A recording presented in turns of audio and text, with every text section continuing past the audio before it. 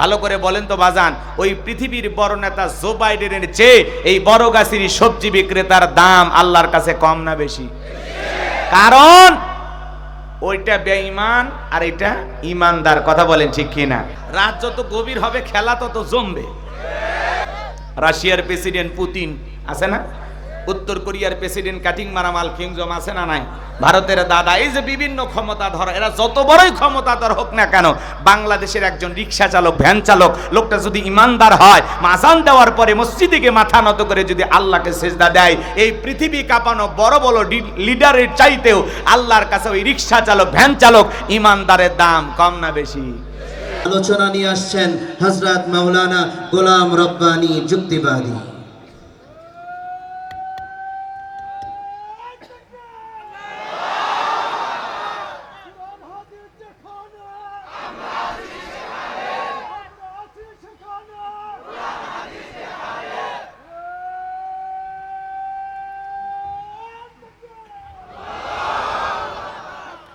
আসসালামু আলাইকুম ওয়া রাহমাতুল্লাহি ওয়া বারাকাতুহু।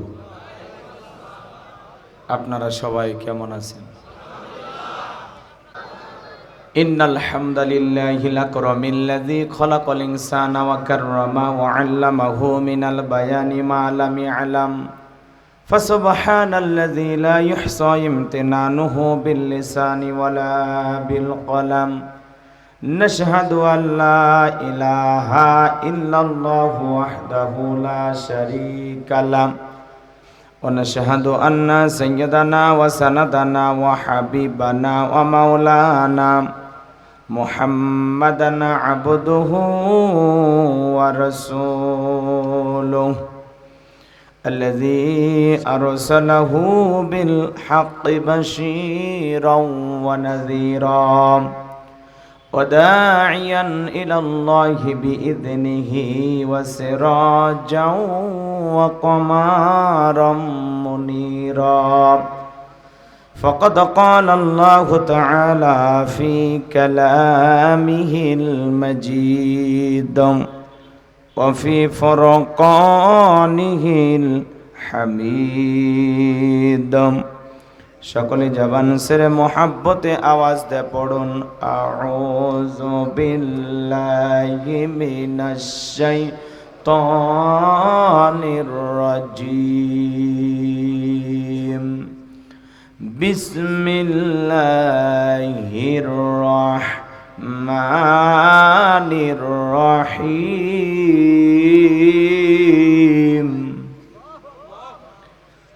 قد أفلح المؤمنون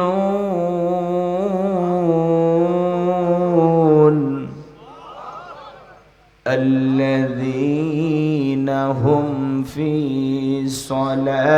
صلاتهم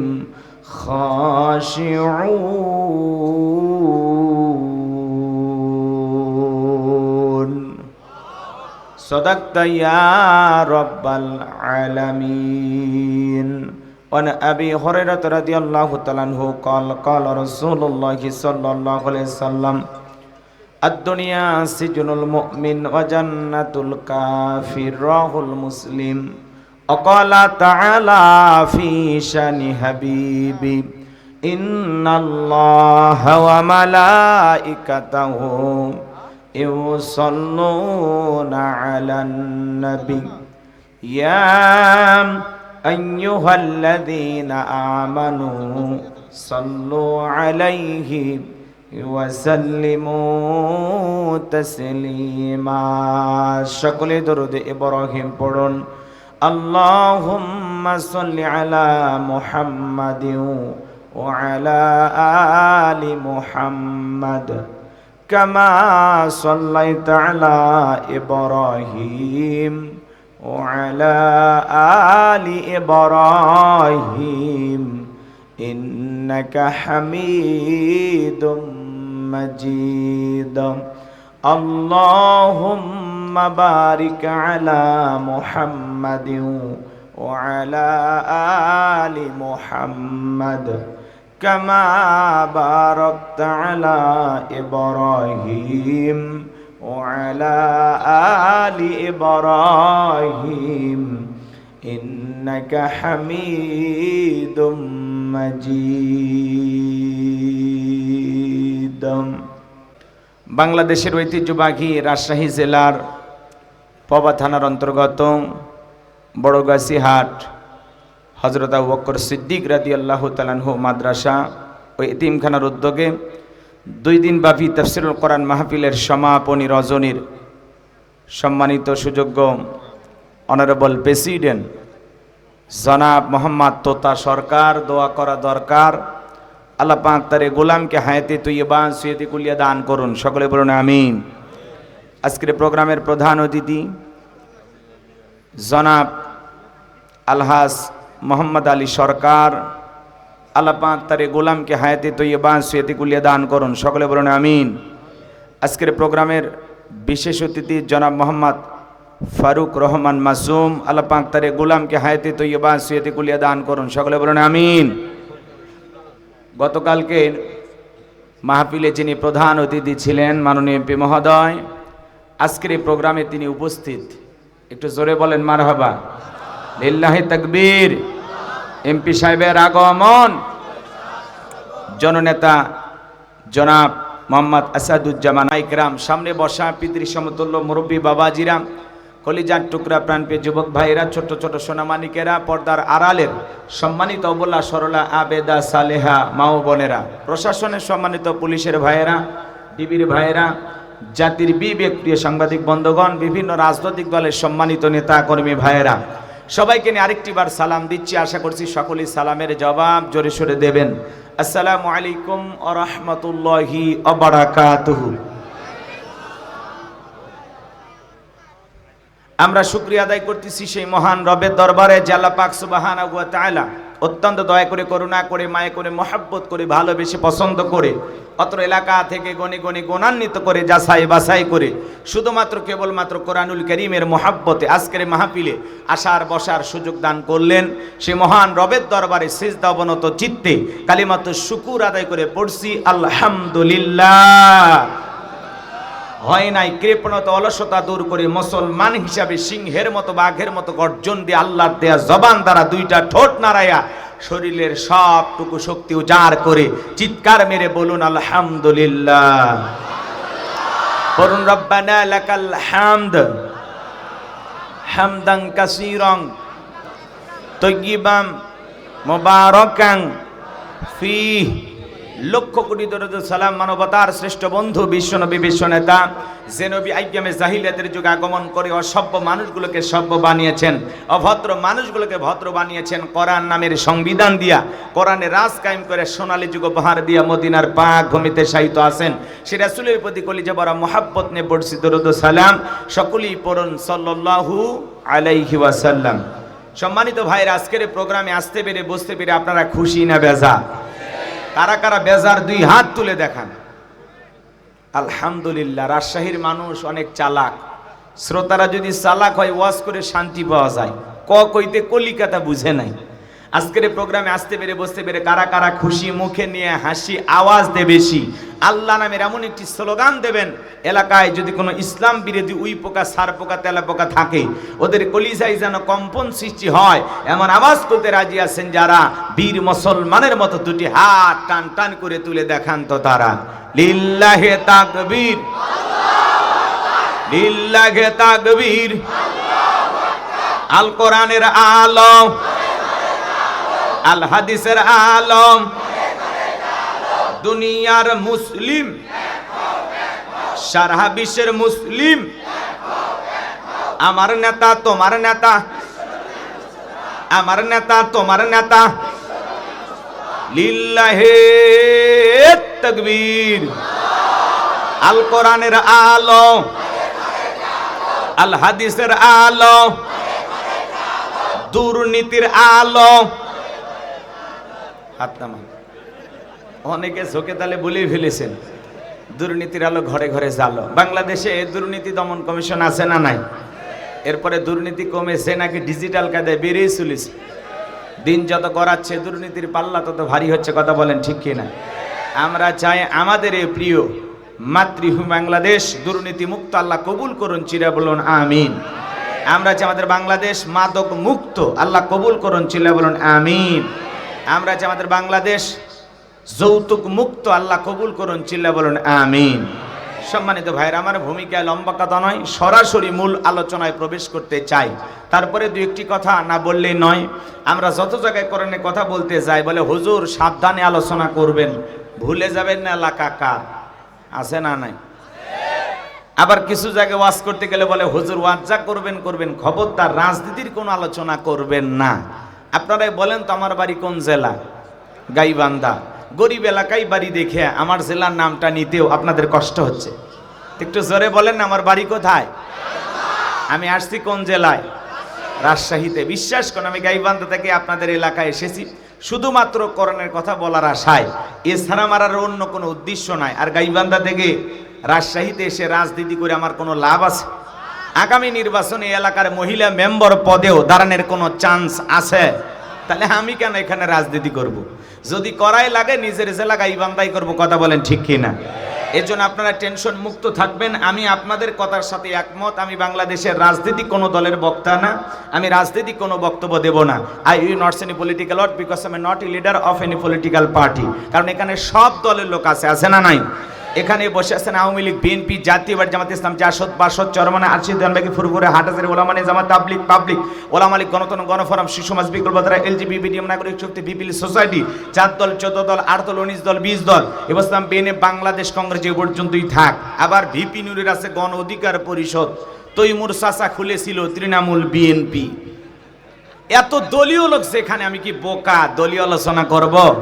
এই দিক থেকে যদি একটা দলের লোক গুতা মারে, ওই দিক থেকে আরেকটা দলের লোক থানায় টেলিফোন করে, আমি হুজুরের অবস্থা ভালো না খারাপ। অতএব আজকের মাহফিলে বাংলাদেশের রাজনীতি নিয়ে কোনো আলোচনা করা হবে না। বলেন বাংলাদেশের রাজনীতি নিয়ে কোনো আলোচনা করা হবে না। তবে হ্যাঁ, আমি যদি কোনো রাজনৈতিক বক্তব্য দেই, এই পৃথিবীর শ্রেষ্ঠ রাজনীতিবিদ, শ্রেষ্ঠ রাষ্ট্রনায়ক, শ্রেষ্ঠ রাষ্ট্রপতি, শ্রেষ্ঠ সেনাপতি, শ্রেষ্ঠ বৈজ্ঞানিক, শ্রেষ্ঠ দার্শনিক, শ্রেষ্ঠ বাবা, শ্রেষ্ঠ নানা, শ্রেষ্ঠ স্বামী, শ্রেষ্ঠ আদর্শ, শ্রেষ্ঠ মহামানব রহমাতুল আলামিনের মদিনার আদর্শের রাজনীতির কথা বলবো। আমি যদি কোনো রাজনৈতিক বক্তব্য দেই, খলিফাতুল মুসলিমিন আমিরুল মুমিনিন হযরত ওমর ফারুকের আদর্শের রাজনীতির কথা বলবো, যে জমিনে আল্লাহর দ্বীনকে প্রতিষ্ঠিত করার জন্য নিজের কলিজার টুকরা ছেলেকে পর্যন্ত ছাড় দেয় নাই। কথা বলেন ঠিক কি না? সেই মদিনাওয়ালার আদর্শের রাজনীতির কথা শোনার পরে আপনার যেন আবার চুলকানি আরম্ভ না হয়। কারণ কোরআন হাদিসের হক কথা সবার পেটে হজম হয়। আপনারাই বলেন তো, সুদখোরের সামনে যদি সুদের বিষয়ে আলোচনা করা হয়, ও কি রাজশাহীর ভালো কোনো হোটেল থেকে মিষ্টি নিয়ে এসে বলবে হুজুর হ্যাঁ করেন একটু মিষ্টি খান? নাকি বলবে এই হুজুর আইসে আমার সুদের ব্যবসায় লাল বাতি জ্বালাইছে? কথা বলেন ঠিক কি না? যারা ঘুষ খায়, দুর্নীতি করে, হারাম খায় ভুড়ি বানাইছে 26 মাসের গর্ভবতী, ওদের সামনে ঘুষের আলোচনা করলে খুশি না বেজার? যারা বেনামাজি, নামাজ পড়ে না, আসার খাইয়া পইরা আল্লাহ সিজদা দেয় না, ওদের সামনে নামাজের ওয়াজ করলে খুশি না বেজার? যে সমস্ত মা বোনেরা বোরকা পরে না, পর্দা করে না, বুকে ওড়না পর্যন্ত নেয় না, জিন্সের প্যান্ট গেঞ্জি পরে রাস্তা দিয়ে হাইটে যায়, পিছন দিক দিয়ে তাকালে মনে দুটো সুপারি গাছ দাঁড়িয়ে আছে, এরকম বেহায়া বেপরদা নারীর সামনে পর্দার আলোচনা করলে খুশি না বেজার? এক কথায় ওয়াজ যদি কারো বিপক্ষে চলে যায়, কিয়ামত পর্যন্ত সে বক্তার উপরে খুশি হবে না। কথা বলেন ঠিক কি না? এই জন্য পরিষ্কারভাবে একটি কথা বলে দিতে চাই, আজকের আলোচনা সভাপতি স্যারের মতো হবে না, মাহফিল কমিটির মতো হবে না, বক্তার মতো হবে না, শ্রোতাদের মতো হবে না। আল্লাহর কোরআন যা বলবে গোলাম রব্বানি তাই বলবে। এতে কে খুশি কে বেজার ওইটা দেখার টাইম নাই। কথা বলেন ঠিক কি না? যুগে যুগে নবী রাসূলেরা দাওয়াতি কাজ করেছেন, তাদের দাওয়াতি কাজেও কাফের বেঈমানেরা বাধার পাঁচির তৈরি করে দিয়েছিলেন। এরপরে আল্লাহর পয়গম্বরেরা শত বাধার পাঁচিরকে ভেঙে আল্লাহর জমিনে আল্লাহর পথে মানুষকে দাওয়াত দিয়েছেন। কথা বলেন ঠিক কি না? আপনার আমার প্রিয় নবী কালেমার দাওয়াত দিতে গিয়ে, কোরআনের প্রচার করতে গিয়ে মার খেয়েছেন, রক্ত জড়িয়েছেন, দান মোবারক শহীদ হয়ে গেছেন, লোহার টুপি মাথার ভিতরে ঢুকে গেছেন। সাহাবায়ে কিরাম দ্বীনকে প্রতিষ্ঠিত করতে গিয়ে মার খেয়েছেন, রক্ত জড়িয়েছেন, জীবন দিয়েছেন। ও বাংলার মুসলমান, 1971 সালে এদেশের মাটির জন্য, এদেশের স্বাধীনতার জন্য আপনার আমার পূর্বপুরুষেরা যদি রক্ত দিতে পারেন, জীবন দিতে পারেন, প্রয়োজন যদি হয় আল্লাহর জমিনে আল্লাহর দ্বীনকে প্রতিষ্ঠিত করতে গিয়ে, কোরআনের সমাজ কায়েম করতে গিয়ে নবীদের মতো, সাহাবায়ে কিরামদের মতো বুকের তাজা রক্ত দিতে হয় আল্লাহর কোরআনের জন্য, দ্বীনের জন্য, ইসলামের জন্য। কারা কারা বুকের তাজা রক্ত দিতে রাজি? দুই হাত তুলে আল্লাহকে দেখান। লিল্লাহি তাকবীর। হাত টান টান করে তোলেন, সোজা করেন। ওই যে মাঝে মাঝে হাত বেঁকা করে তুলেছেন,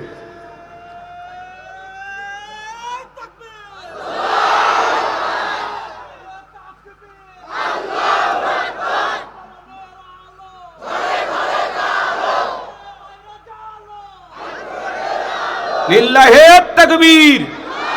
আর সোজা করেন, নামাইন না। আমি কি হাত নামাইতে বলেছি? ওই যে মাঝে মাঝে হাত বেঁকা করে তুলেছেন, দুই হাত সোজা করার শক্তি নেই। আপনি পুরুষ মানুষ, দুধ ডিম ভিটামিন ক্যালসিয়াম মাঝে মাঝে কিনে খাবেন, একেবারে দুর্বল হলে চলতে পারবেন না। সোজা করেন, সোজা করেন।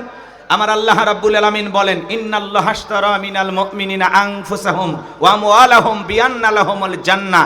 সূরা তাওবার 111 নম্বর আয়াতে আল্লাহ পাক জানিয়ে দিলেন, নিশ্চয়ই মুমিন বান্দাদের জান মাল আমি আল্লাহ ক্রয় করে নিয়েছি, বিনিময়ে দেব জান্নাত। বলুন সুবহানাল্লাহ। তাহলে বলেন তো বাজান, এই জীবনের মালিক কে? এ রাজশাহীর যুবকেরা ভালো করে বলো তো, এই জীবনের মালিক কে? প্রেম করবার প্রেমিকাকে পার্কে নিয়ে যায়, ডায়লগ দিবা, এ জীবন তোমার, তুমি শুধু আমার। ওরে হাইব্রিড যুবক, এই জীবনের মালিক কে? আপনার আমার সম্পদের মালিক কে? আল্লাহর দেয়া জীবন, আল্লাহর দেয়া সম্পদ আল্লাহর পথে খরচ করতে রাজি আছেন তো মুসলমান? রাজি আছেন তো ইনশাআল্লাহ? রাজি আছেন তো ইনশাআল্লাহ? বাম হাত নামান, শুধু ডান হাত তুলে রাখেন, শুধু ডান হাত। আল্লাহ রাব্বুল আলামিন বলেন, ইল্লা আসহাবাল ইয়ামিন ফি জান্নাতিন ইয়াতাসাআলুন। সূরা মুদ্দাসসিরের ভিতরে আল্লাহ পাক জানিয়ে দিলেন, ডানপন্থী যারা জান্নাতের বাগানে থাকবে তারা, ডানপন্থী যারা আল্লাহর প্রিয় তারা। বলুন আল্লাহু আকবার। কোনো কথা হবে না। কিছুক্ষণ আগেই বলেন, হুজুর জীবন দিতে রাজি, রক্ত দিতে রাজি। আপাতত জীবন রক্তর দুইটার কোনোটাই দেয়া লাগবে না। ডান হাতটা পকেটের ভিতর ঢুকা দিয়েছে, যা পারেন যতটুকু পারেন এই মাদ্রাসার জন্য প্রাণ ভরে দান করবেন। 4 লাখ টাকা এই মাহফিল কমিটি এবং মাদ্রাসা কমিটি ঋণগ্রস্ত। সবাই একটু দুহাত খুলে প্রাণ ভরে দান করবেন। সোজা ডান হাত পকেটে দেন, আমিও দিচ্ছি। নিজের পকেটে হাত দেন, অন্য কারো পকেটে হাত দিয়ে পকেট মেরে বলে মার খেন না। টাকায় আমায় মানুষ চিনাইছে, ওরে টাকা, টাকায় আমায় মানুষ চিনাইছে। এই টাকার জন্য বাবা আমায় বিদেশ পাঠাইছে। টাকায় আমায় মানুষ চিনাইছে, ওরে টাকা, টাকায় আমায় মানুষ চিনাইছে। কথা বলেন না কেন? খারাপ লাগতেছে? তাহলে একটু জোরে বলেন মারহাবা। টাকায় আমায় মানুষ চিনাইছে, ওরে টাকা, টাকায় আমায় মানুষ চিনাইছে। এই টাকার জন্য বাবা আমায় বিদেশ পাঠাইছে। এই টাকার জন্য বাবা আমায় বিদেশ পাঠাইছে। টাকায় আমায় মানুষ চিনাইছে, ওরে টাকা, টাকায় আমায় মানুষ চিনাইছে। টাকার জন্য বিদেশ এসে কষ্ট করিলাম, কতজনের কত কথা আমি শুনিলাম, ভাইরে আমি শুনিলাম। কথা বলেন ঠিক কিনা? টাকার জন্য বিদেশ এসে কষ্ট করিলাম, কতজনের কত কথা আমি শুনিলাম, ভাইরে আমি শুনিলাম।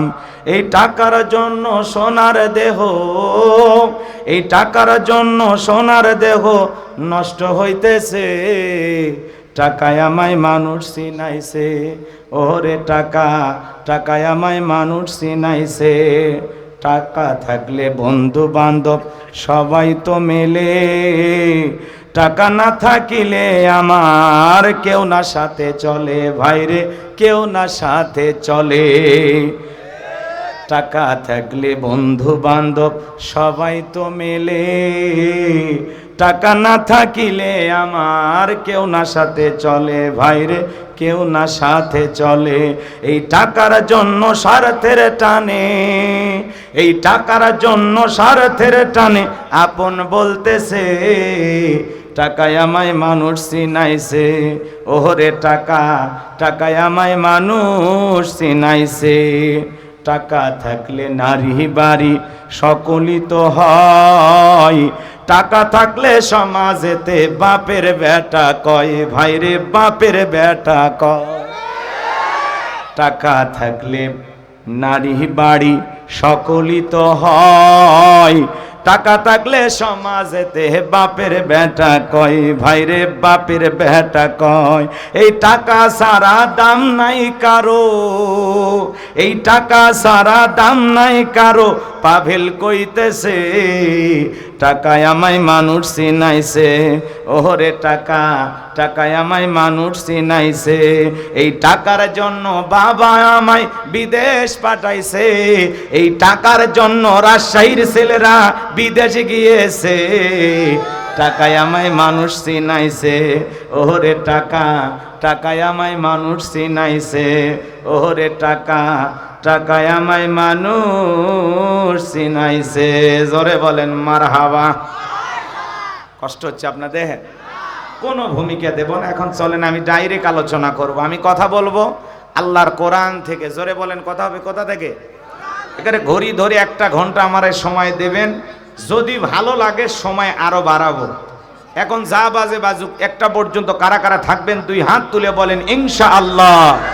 একটু জোরে বলেন ইনশাআল্লাহ। লিল্লাহি তাকবীর। হাত নামান। এইবার কারা কারা থাকবেন না তারা হাত তোলেন। আলহামদুলিল্লাহ। এই যে আপনারা ওয়াদা দিলেন, ওয়াদা ভঙ্গ করা কিসের লক্ষণ বুঝেন, কিন্তু ওটা আশা করা যাবে না। কোনো ভূমিকা দেব না, আমি কথা বলবো পবিত্র কোরআনুল কারীমের 23 নাম্বার সূরা। কত নাম্বার? জোরে বলেন কত নাম্বার? সূরা নাম্বার 23। বাতিলের হবে সাইজ ইনশাআল্লাহ। বলেন আল্লাহ কবুল করেন। জোরে বলেন আমিন। সূরাটির নাম সূরাল মুমিনুন। সূরার নাম কি বললাম? সূরাল মুমিনুন। আল্লাহ পাক তার বিশ্বাসী বান্দাদের জন্য সূরাল মুমিনুন নাজিল করেছেন। যারা অবিশ্বাসী কাফের তাদের জন্য আল্লাহ পাক একটি সূরা নাজিল করেছেন। সূরাটির নাম হলো কাফিরুন। জোরে বলেন কি নাম? কাফিরুন। কুল ইয়া আইয়ুহাল কাফিরুন। কাফেরদের জন্য আল্লাহ পাক সূরা কাফিরুন নাজিল করেছেন। যারা হলো দুদুল্যমান, 2 নৌকায় পা দিয়ে চলে, মুখে বলে একটা, অন্তরে আর একটা, দুমুখ সাপ। বৃষ্টি যেই দিকে ছাতা ধরে সেই দিকে গুলালু মার্কা। বোঝেন নাই? ওদের নাম কি? মুনাফিক।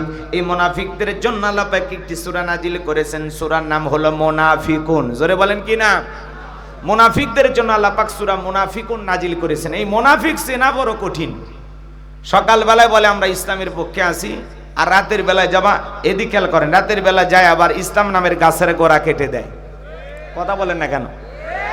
চুপ করে থাক ধোকাবাজ, চোখে তোদের নাহি লাজ। চুপ করে থাক ধোকাবাজ, চোখে তোদের নাহি লাজ। গোড়া কেটে মাথায় ঢালো পানি, তোদের চিনি আর কতকাল করবি রে শয়তানি। মুনাফিকদের স্বভাব হলো ইসলাম নামের গাছের গোড়া কেটে মাথায় পানি ঢালে। কথা বলে ঠিক কি না? রসুলের পিছনে নামাজ পড়ে লোকটা যদি মুনাফিক হয়, আপনার আমার পিছনে নামাজ পড়ে তার সাথে বড়টা হবে। কথা বলেন ঠিক কি না? এজন্য মুনাফিক চেনা বড় কঠিন। দাড়ি টুপি থাকার পরে মুনাফিক হতে পারে, হজ করার পরে আলহাজ মুনাফিক হতে পারে।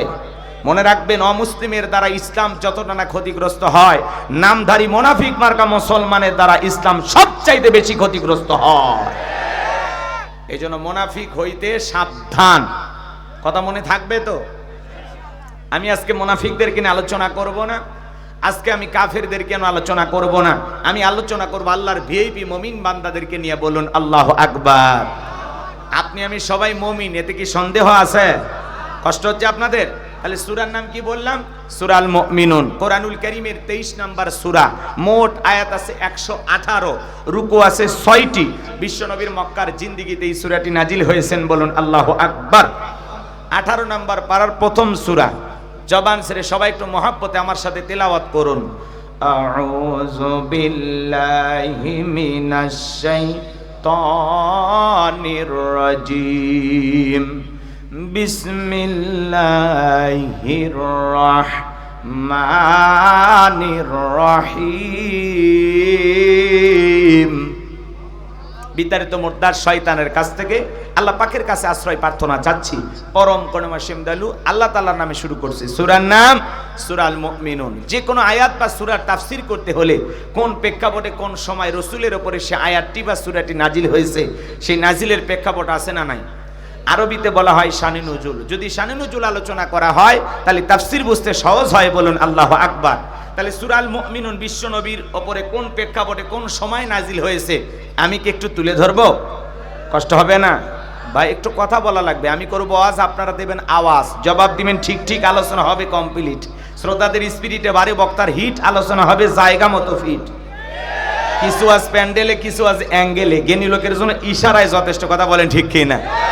এজন্য আওয়াজ দিলে পুরুষের মতো দেবেন। আপনার আওয়াজে যেন বাতিলেরা বলে না বাপ রে বাপ জিনিস, কথা কয় না কা, আওয়াজ দেওয়া লাগবে।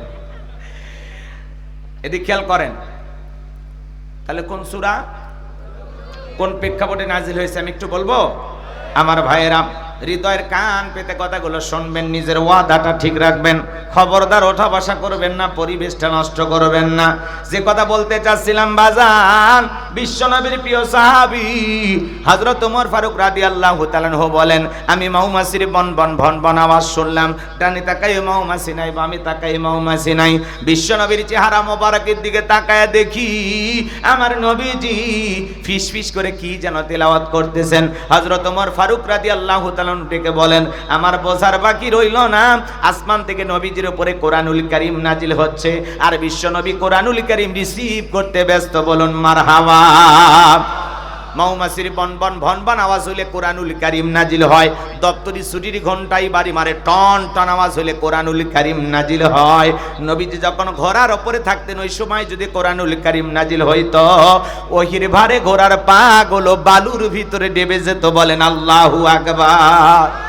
নবীজি যখন উটের উপরে থাকতেন ওই সময় কোরআনুল কারীম নাজিল হলো। সাহাবী ডেকে বলেন, আমার কাছে মনে হয় আমার রানটা ফেটে যাবে, আমার কাছে মনে হয় আমার রানের উপরে পাহাড় চেপে ধরা হয়েছে। তাহলে কোরআনুল কারীমের একটা আলাদা ওয়েট, আলাদা একটা ওজন আছে না নাই? এ বাজান গো আমার, জীবনের প্রথম কোরআনুল কারীম রিসিভ করতে গিয়ে বিশ্বনবীর শরীর মোবারকে জ্বর পর্যন্ত এসেছিল। দীর্ঘ 23টি বছরে নবীজির উপরে কোরআনুল কারীম নাজিল হয়েছে। ইমদাদি লাইব্রেরি ছাপাইয়া 200 টাকা 150 টাকার বিনিময়ে মুসলমানের ঘরে ঘরে কোরআনটা পৌঁছায়া দিয়েছে। এই কোরআনের শান কত, মর্যাদা কত, আজও কপাল পোড়া মুসলমান আমরা বুঝলাম না। এমন মুসলমান আছে 30, 40, 50 বছর বয়স হয়ে গেছে, আল্লাহর কোরআনটা কোনোদিন খুলেও দেখে নাই, এরকম মুসলমানও আছে না নাই? আজকে মুসলমান কোরআন থেকে, ইসলাম থেকে দূরে সরে যাওয়ার কারণে মুসলমানের আজও মার খায়, কথা বলেন ঠিক কিনা? ইসলামকে যদি ধরার মতো ধরতে পারতাম, আঁকড়ে ধরে বাঁচতে পারতাম, আল্লাহর দ্বীনের বিজয় সবাই যদি চাইতাম, পৃথিবীর কোনো জালেমেরা মুসলমানের রক্ত নিয়ে খেলা করার সাহস পাইতো না, কথা বলেন ঠিক কিনা? কারণ আমাদের মুখের কথার সাথে বাস্তবের কাজের কোনো মিল নাই। কথা বোঝেন, বলবেন না কথা? দোয়া করে দেব বললে বলেন, আমাদের মোটামুটি হয়ে গেছে, কথা বুঝছেন? আমি যদি এখন ছেড়েও দেই কমিটির লোক মন খারাপ করবে না, খালি বলবে হুজুর আর একটু বয়ান করলে ভালো হইতো। কারণ আমি দাওয়াত নেওয়ার সময় বলে দিই যে ভাই 12টা পর্যন্ত আমি আসি। এখন পরিবেশের কারণে অনেক জায়গায় মেনে নিই। শুধুমাত্র আপনাদের মহাব্বত ভালোবাসায় আমি কথা দিলাম, আপনারা থাকবেন যতক্ষণ বয়ান চলবে। এই জন্য একটু কথা বলে সহযোগিতা করেন। আপনারা গতি দেবেন, গতি আপনাদের আওয়াজে বলে দেবে নরম চলবে না গরম চলবে, আর তাহলে বোঝা যাবে খেতা বালুস নিয়ে ঘুমান ভালো। মিশে ইটি নষ্ট করে লাভ কি, বাড়িতে গেলে বইয়ের হক আদায় হবে। কথা কি বুঝতে পারছেন? এই জন্য আওয়াজ দিলে পুরুষের মতো দেন, দেশি মুরগির মতো ধরার আগে কক করে ওটা লাগবে, বোঝেননি? ওই যে এক বেচারা হাট থেকে মোরগ কিনে নিয়ে গেছে, বুঝছেন? বাড়িতে যায় স্বামী স্ত্রী দুইজন মিলে জবাই করবে, এরকম নিয়ত করে যখনই জবাই করতে গেছে মোরগের জবান দিয়ে আল্লাহ আল্লাহ আওয়াজ বের হচ্ছে, বলেন আল্লাহু আকবার। মোরগের জবান দিয়ে বোঝা যাচ্ছে স্পষ্ট আল্লাহ আল্লাহ এরকম জিকির করতেছে, দুইটা ঠোঁট নাড়ায়া। বলেন তো বাজান, এই অসম্ভবকে সম্ভব করার ক্ষমতা কার? মোরগের কণ্ঠ দিয়া আল্লাহর জিকিরের আওয়াজ বের করে দিতে পারেন তিনি কে? এই স্বামী স্ত্রী এরাও আল্লাহওয়ালা, নামাজি, মুখে দাড়ি দেখলাম, মাথায় টুপি, চমৎকার ভাইজান। তখন চিন্তা করলো যে মোরগের জবাই করতে গেলে জবান দিয়ে আল্লাহ বের হচ্ছে, মোরগ ঠোঁট নাড়ায় চিৎকার মেরে আল্লাহ আল্লাহ জিকির করতেছে, আমি এর মোরগ জবাই করব না। সে এখন লালন পালন করা শুরু করে দিয়েছে, আর এই মোরগটা কিছুক্ষণ পর পরই জিকির করতেছে আল্লাহর নামে, বলেন আল্লাহু আকবার। মানে মোরকের কণ্ঠের ভঙ্গিতে আওয়াজে বোঝা যাচ্ছে সে আল্লাহর জিকির করতেছে। কথা কি বুঝতে পারছেন? রাগ করতেছেন আপনারা? এই মোরক যখন আল্লাহ আল্লাহ জিকির করতেছে, আশেপাশের লোকজন ভেঙে যাচ্ছে দেখার জন্য, এবং তারাও বলতেছে হ্যাঁ, স্পষ্ট আওয়াজ শুনে বোঝা যাচ্ছে যে আসলেই সে আল্লাহকে ডাকতেছে। বলেন আল্লাহু আকবার। আমার ভাইয়েরা, তাহলে মোরক যদি আল্লাহকে আল্লাহ ডাক দেয়, আমরা আশরাফুল মাখলুকাত আল্লাহর জিকিরি করার দরকার আছে না নাই? তাহলে জবান ছেড়ে সবাই একবার ডাক দিয়ে বলেন আল্লাহ। আরেকটু জোরে ডাক দিয়ে বলেন আল্লাহ। আল্লাহ আল্লাহ বলে ডাক দিলাম, আমাদের আল্লাহ খুশি না বেজার? কোটি কোটি বার ডাক দিল, বিরক্ত হন না যিনি তিনি কে? সে আল্লাহর জিকিরি জবানে জারি থাকার দরকার আছে না নাই? ফাযকুরুনি আযকুরুকুম ওয়াশকুরুলি ওয়ালা তাকফুরুন। তোমরা আমারে স্মরণ করো, আমি আল্লাহ তোমাদেরকে স্মরণ করব। এজন্য সব সময় আল্লাহর জিকিরি করতে হবে, আল্লাহ তাআলাকে স্মরণ করতে হবে। জীবনের যে জায়গায় থাকেন না কেন, সব সময় জবান দিয়ে জিকিরি চালু থাকবে। কার? আমার ভাইরা, যে কথা বলতে চাচ্ছিলাম, আজকে মুসলমান কোরআন আর ইসলাম থেকে দূরে সরে যাওয়ার কারণে বাতিলের হাতে মুসলমানের আমার খায়। কথা বলেন ঠিক কিনা? মুসলমান যদি একবার জেগে ওঠে, সকল মুসলমান যদি ঐক্যবদ্ধ হতে পারে, ওই জালেমেরা পালানোর জন্য রাস্তাও খুঁজে পাবে না। কথা বলেন ঠিক কিনা? লিল্লাহি তাকবীর। আমার ভাইরা, হযরত ওমর ফারুক রাদিয়াল্লাহু তাআলা ডেকে বলেন, নবীজির কোরআনুল কারীম রিসিভ করা শেষ হয়ে গেল, বিশ্ব নবী সাহাবায়ে কিরামদের দিকে মুখ ঘুরে ডেকে বলেন, আমার সাহাবীরা, এই মাত্র আসমান থেকে জিবরাইল এসে আমার উপরে সূরা আল মুমিনুনের 10টি আয়াত কারিমা নাজিল করে জানাতে গেলেন, নবী গো, এই 10টি আয়াতের ভিতরে আমার আল্লাহ রাব্বুল আলামিন তার আদরের মুমিন বান্দাদের জন্য 7টি বৈশিষ্ট্য নিয়ে 7টি গুণাবলী নিয়ে আলোচনা করেছেন। কোন মুমিন যদি এই 7টি গুণে গুণান্বিত হতে পারে, 7টা গুণ দিয়ে তার জীবনটাকে সাজাইতে পারেন, আমার আল্লাহ রাব্বুল আলামিন বলেন, উলাইকা হুমুল ওয়ারিসুন আল্লাযীনা ইয়ারিসুনাল ফিরদাউস হুম ফিহা খালিদুন। আমার আল্লাহ রাব্বুল আলামিন বলেন, তারাই উত্তরাধিকারী হবেন জান্নাতুল ফিরদাউসের, সেখানে তারা চিরকাল বসবাস করবেন।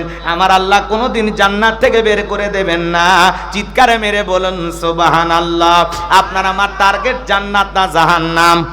কারা কারা জান্নাতে যেতে চান? দুইটা হাত তুলে আসমানের মালিক আল্লাহকে একবার দেখান।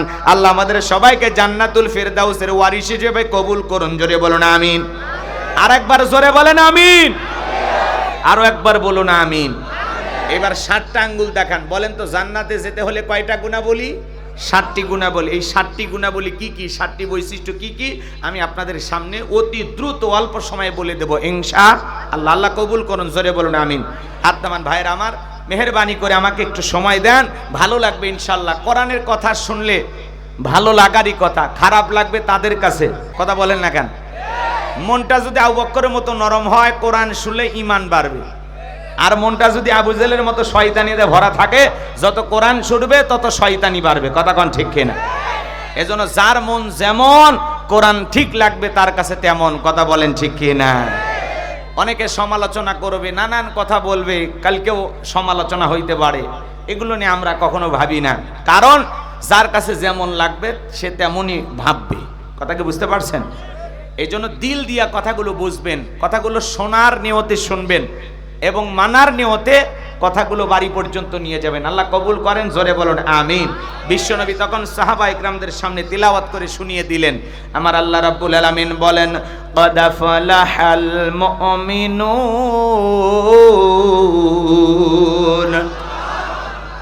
ভালো করে বোঝার চেষ্টা করবেন। 7টি গুণাবলী, মাত্র কয়টি?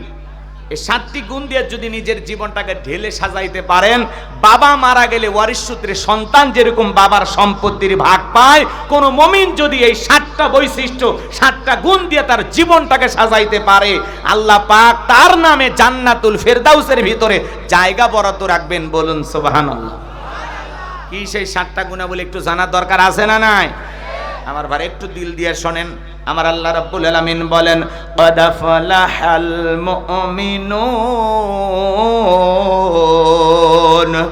আমার আমার আল্লাহ রাব্বুল আলামিন বলেন অবশ্যই মুমিনেরা সফল, অলরেডি মুমিনেরা সফল হয়েছে তারা ঈমান এনেছে যারা। কদ আফলাহাল মুমিনুন, অবশ্যই মুমিনেরা সফল, অলরেডি মুমিনেরা সফল। বলুন আল্লাহু আকবার। আমরা মনে করি ক্ষমতা থাকলে সফল, টাকা থাকলে সফল, পৃথিবীর সবাই চেনে জানে সেলিব্রিটি যারা এরা বুঝি সফল, আমাদের কাছে তাই মনে হয় না? কিন্তু সফলতার মাপকাঠি এইটা না। ভালো করে বুঝবেন, বর্তমান পৃথিবীর সবচাইতে বড় ক্ষমতাধর ব্যক্তির নাম কি? জো বাইডেন, আমেরিকার প্রেসিডেন্ট। কথা বলে ঠিক কিনা? আচ্ছা এদিকে খেয়াল করেন, জো বাইডেন আমেরিকার প্রেসিডেন্ট যত বড়ই ক্ষমতাধর হোক না কেন, আপনাদের এখানে বড়গাছি বাজার আছে না নাই? এই বাজারে আল্লাহর একজন বান্দা তরি তরকারি বিক্রি করে, সবজি বিক্রেতা, পটল, টমেটো আছে না, চাচা, কাঁচামরিচ, আলু যিনি বিক্রি করেন, এর কি বলা হয়? সবজি বিক্রেতা। আল্লাহর এই গোলাম নানান ধরনের সবজি, নানান ধরনের আমরা যেগুলো তরকারিতে রান্না করি এগুলো বিক্রি করে। আল্লাহর এই বান্দা আজান দেওয়ার পরে যদি দোকানদারি বন্ধ করে মসজিদে গিয়ে মাথা নত করে আল্লাহকে সিজদা দেয়, ভালো করে বলেন তো বাজান, ওই পৃথিবীর বড় নেতা জো বাইডেনের চেয়ে এই বড়গাছির সবজি বিক্রেতার দাম আল্লাহর কাছে কম না বেশি? কারণ ওইটা বেঈমান আর এটা ইমানদার। কথা বলেন ঠিক কিনা? তার মানে ঈমান আছে যার, আল্লাহর কাছে দাম আছে তার, ঈমান নাই, আল্লাহর কাছে দাম নাই। কথা বলেন ঠিক কিনা? আর ঈমানদাররা দুনিয়াতেও সফল, আখিরাতেও সফল। আর বেঈমানরা ওরা ক্ষমতার মাতবাড়িতে, দাম্ভিকতায়, অহংকারে, টাকার গৌরবে দুনিয়াতে মাতবাড়ি করতে পারে। ওদের মাতবাড়ি দুনিয়াতে শেষ, মরার পরে সবগুলো বেঈমানকে পিটাইয়া জাহান্নামে দেবেন তিনি কে?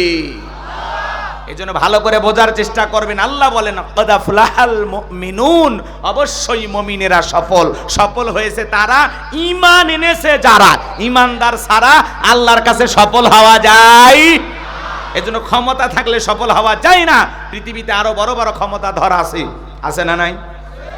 রাশিয়ার প্রেসিডেন্ট পুতিন আছে না? উত্তর কোরিয়ার প্রেসিডেন্ট কাটিং মারামাল কিং জং আছে না নাই? ভারতের দাদা, এই যে বিভিন্ন ক্ষমতাধর, এরা যত বড়ই ক্ষমতাধর হোক না কেন, বাংলাদেশের একজন রিক্সা চালক, ভ্যান চালক, লোকটা যদি ইমানদার হয়, আযান দেওয়ার পরে মসজিদে গিয়ে মাথা নত করে যদি আল্লাহকে সিজদা দেয়, এই পৃথিবী কাঁপানো বড় বড় লিডারের চাইতেও আল্লাহর কাছে ওই রিক্সা চালক, ভ্যান চালক ইমানদারের দাম কম না বেশি?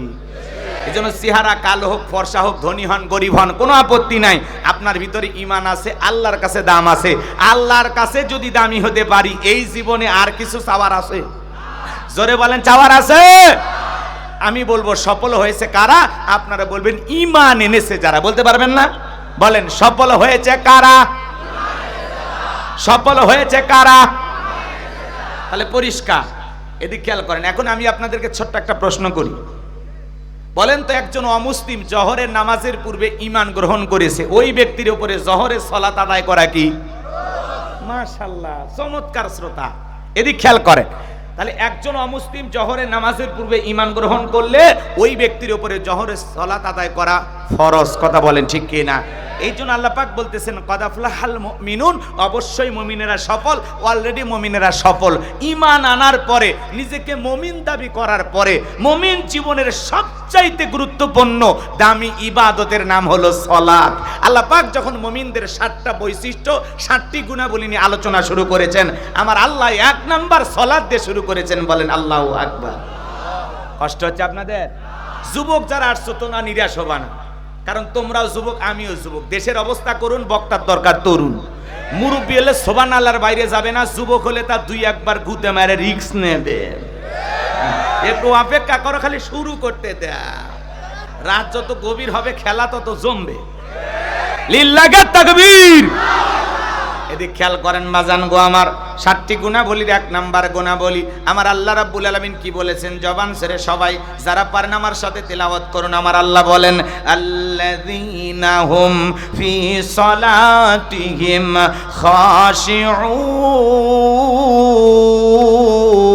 খাশিউন। আমার আল্লাহ রাব্বুল আলামিন বলেন, যারা নিজেদের সালাত বিনয়ের সহিত, নম্রতার সহিত, খুশু ভাব নিয়ে, আল্লাহর ভয় নিয়ে আদায় করে। আপনি আমি যখন সালাত আদায় করব, অন্তরে ভয় থাকতে হবে কার? তাফসীর কারকেরা আয়াতের ব্যাখ্যায় লিখেছেন বাজান গো আমার, তাফসীর ইবনে কাসির থেকে বলছি, আয়াতের ব্যাখ্যায় তারা লিখেছেন, আপনি আমি যখন সালাতের ভিতরে দাঁড়িয়ে যাব, অন্তরের ভিতরে সুচিন্তা দুশ্চিন্তা, বিবির কথা, সংসারের কথা, ব্যবসা বাণিজ্যের কথা, দুনিয়াবি কোনো চিন্তা ভাবনা মনের মধ্যে রাখা যাবে না। আপনি আমি যখন সালাত আদায় করব, অন্তরের মধ্যে একমাত্র ভয় থাকবে কার? আপনি আমি যখন মসজিদের ভিতরে প্রবেশ করলাম, দুনিয়াবি সব চিন্তা ভাবনা মসজিদের বাইরে রেখে একমাত্র আল্লাহর ভয় নিয়ে সালাত আদায় করার জন্য দাঁড়িয়ে যাব।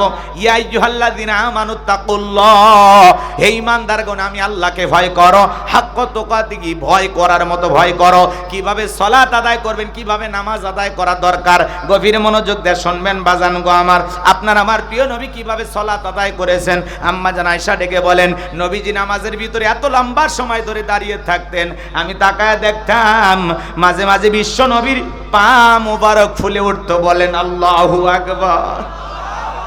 বিশ্ব নবীর সালাতে এত লম্বা সময় দাঁড়িয়ে থাকতেন, পা ফুলে উঠতো। আম্মা জান আয়েশা ডেকে বলেন, নবীজি মাঝে মাঝে এত লম্বা রুকু করতেন, এত লম্বা সিজদা দিতেন, মনে হয় আর কোনোদিন রাসূল সিজদা থেকে মাথা উঠাবেন না।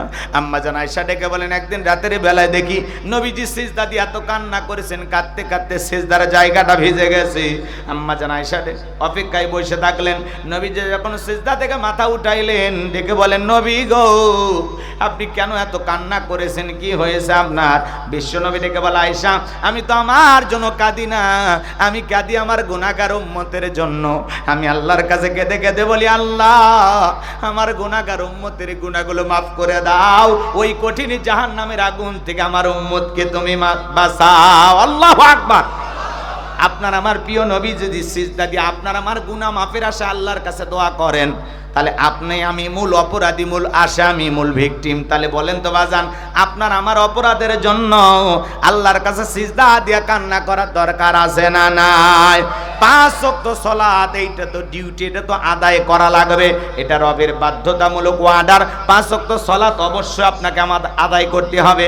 পাশাপাশি রাতের 1টা 2টা 3টার দিকে ওইটা আরামের বিছানা ত্যাগ করে, বিবির ভালোবাসা ত্যাগ কইরা, এ বাজান গো আমার ঠান্ডা পানিতে ওযু বানাইয়া যাই নামাজে নিরালাই নিবৃত্তিতে দাঁড়িয়ে যাওয়ার দরকার আছে না নাই? আমার আল্লাহ রাব্বুল আলামিন বলেন, ওয়াল্লাযীনা ইয়াবিতুনা লিরাব্বিহিম সুজ্জাদাও ওয়া কিয়ামা।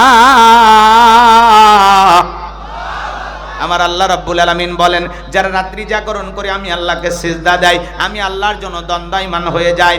রাতের গভীরে 1টা 2টা 3টার দিকে ওইটা যারা যায় নামাজে দাঁড়ায় গেল নিরালাই নিবৃত্তিতে, এই নামাজ দুনিয়ার কাউকে দেখানোর জন্য নয়, এই নামাজ দুনিয়ার কাউকে খুশি করার জন্য নয়, এই নামাজ হলো একমাত্র আল্লাহকে পাওয়ার জন্য। কথা বলেন ঠিক কি না? কুলিন্না সালাতি ওয়া নুসুকি ওয়া মাহইয়ায়া ওয়া মামাতি লিল্লাহি রাব্বিল আলামিন।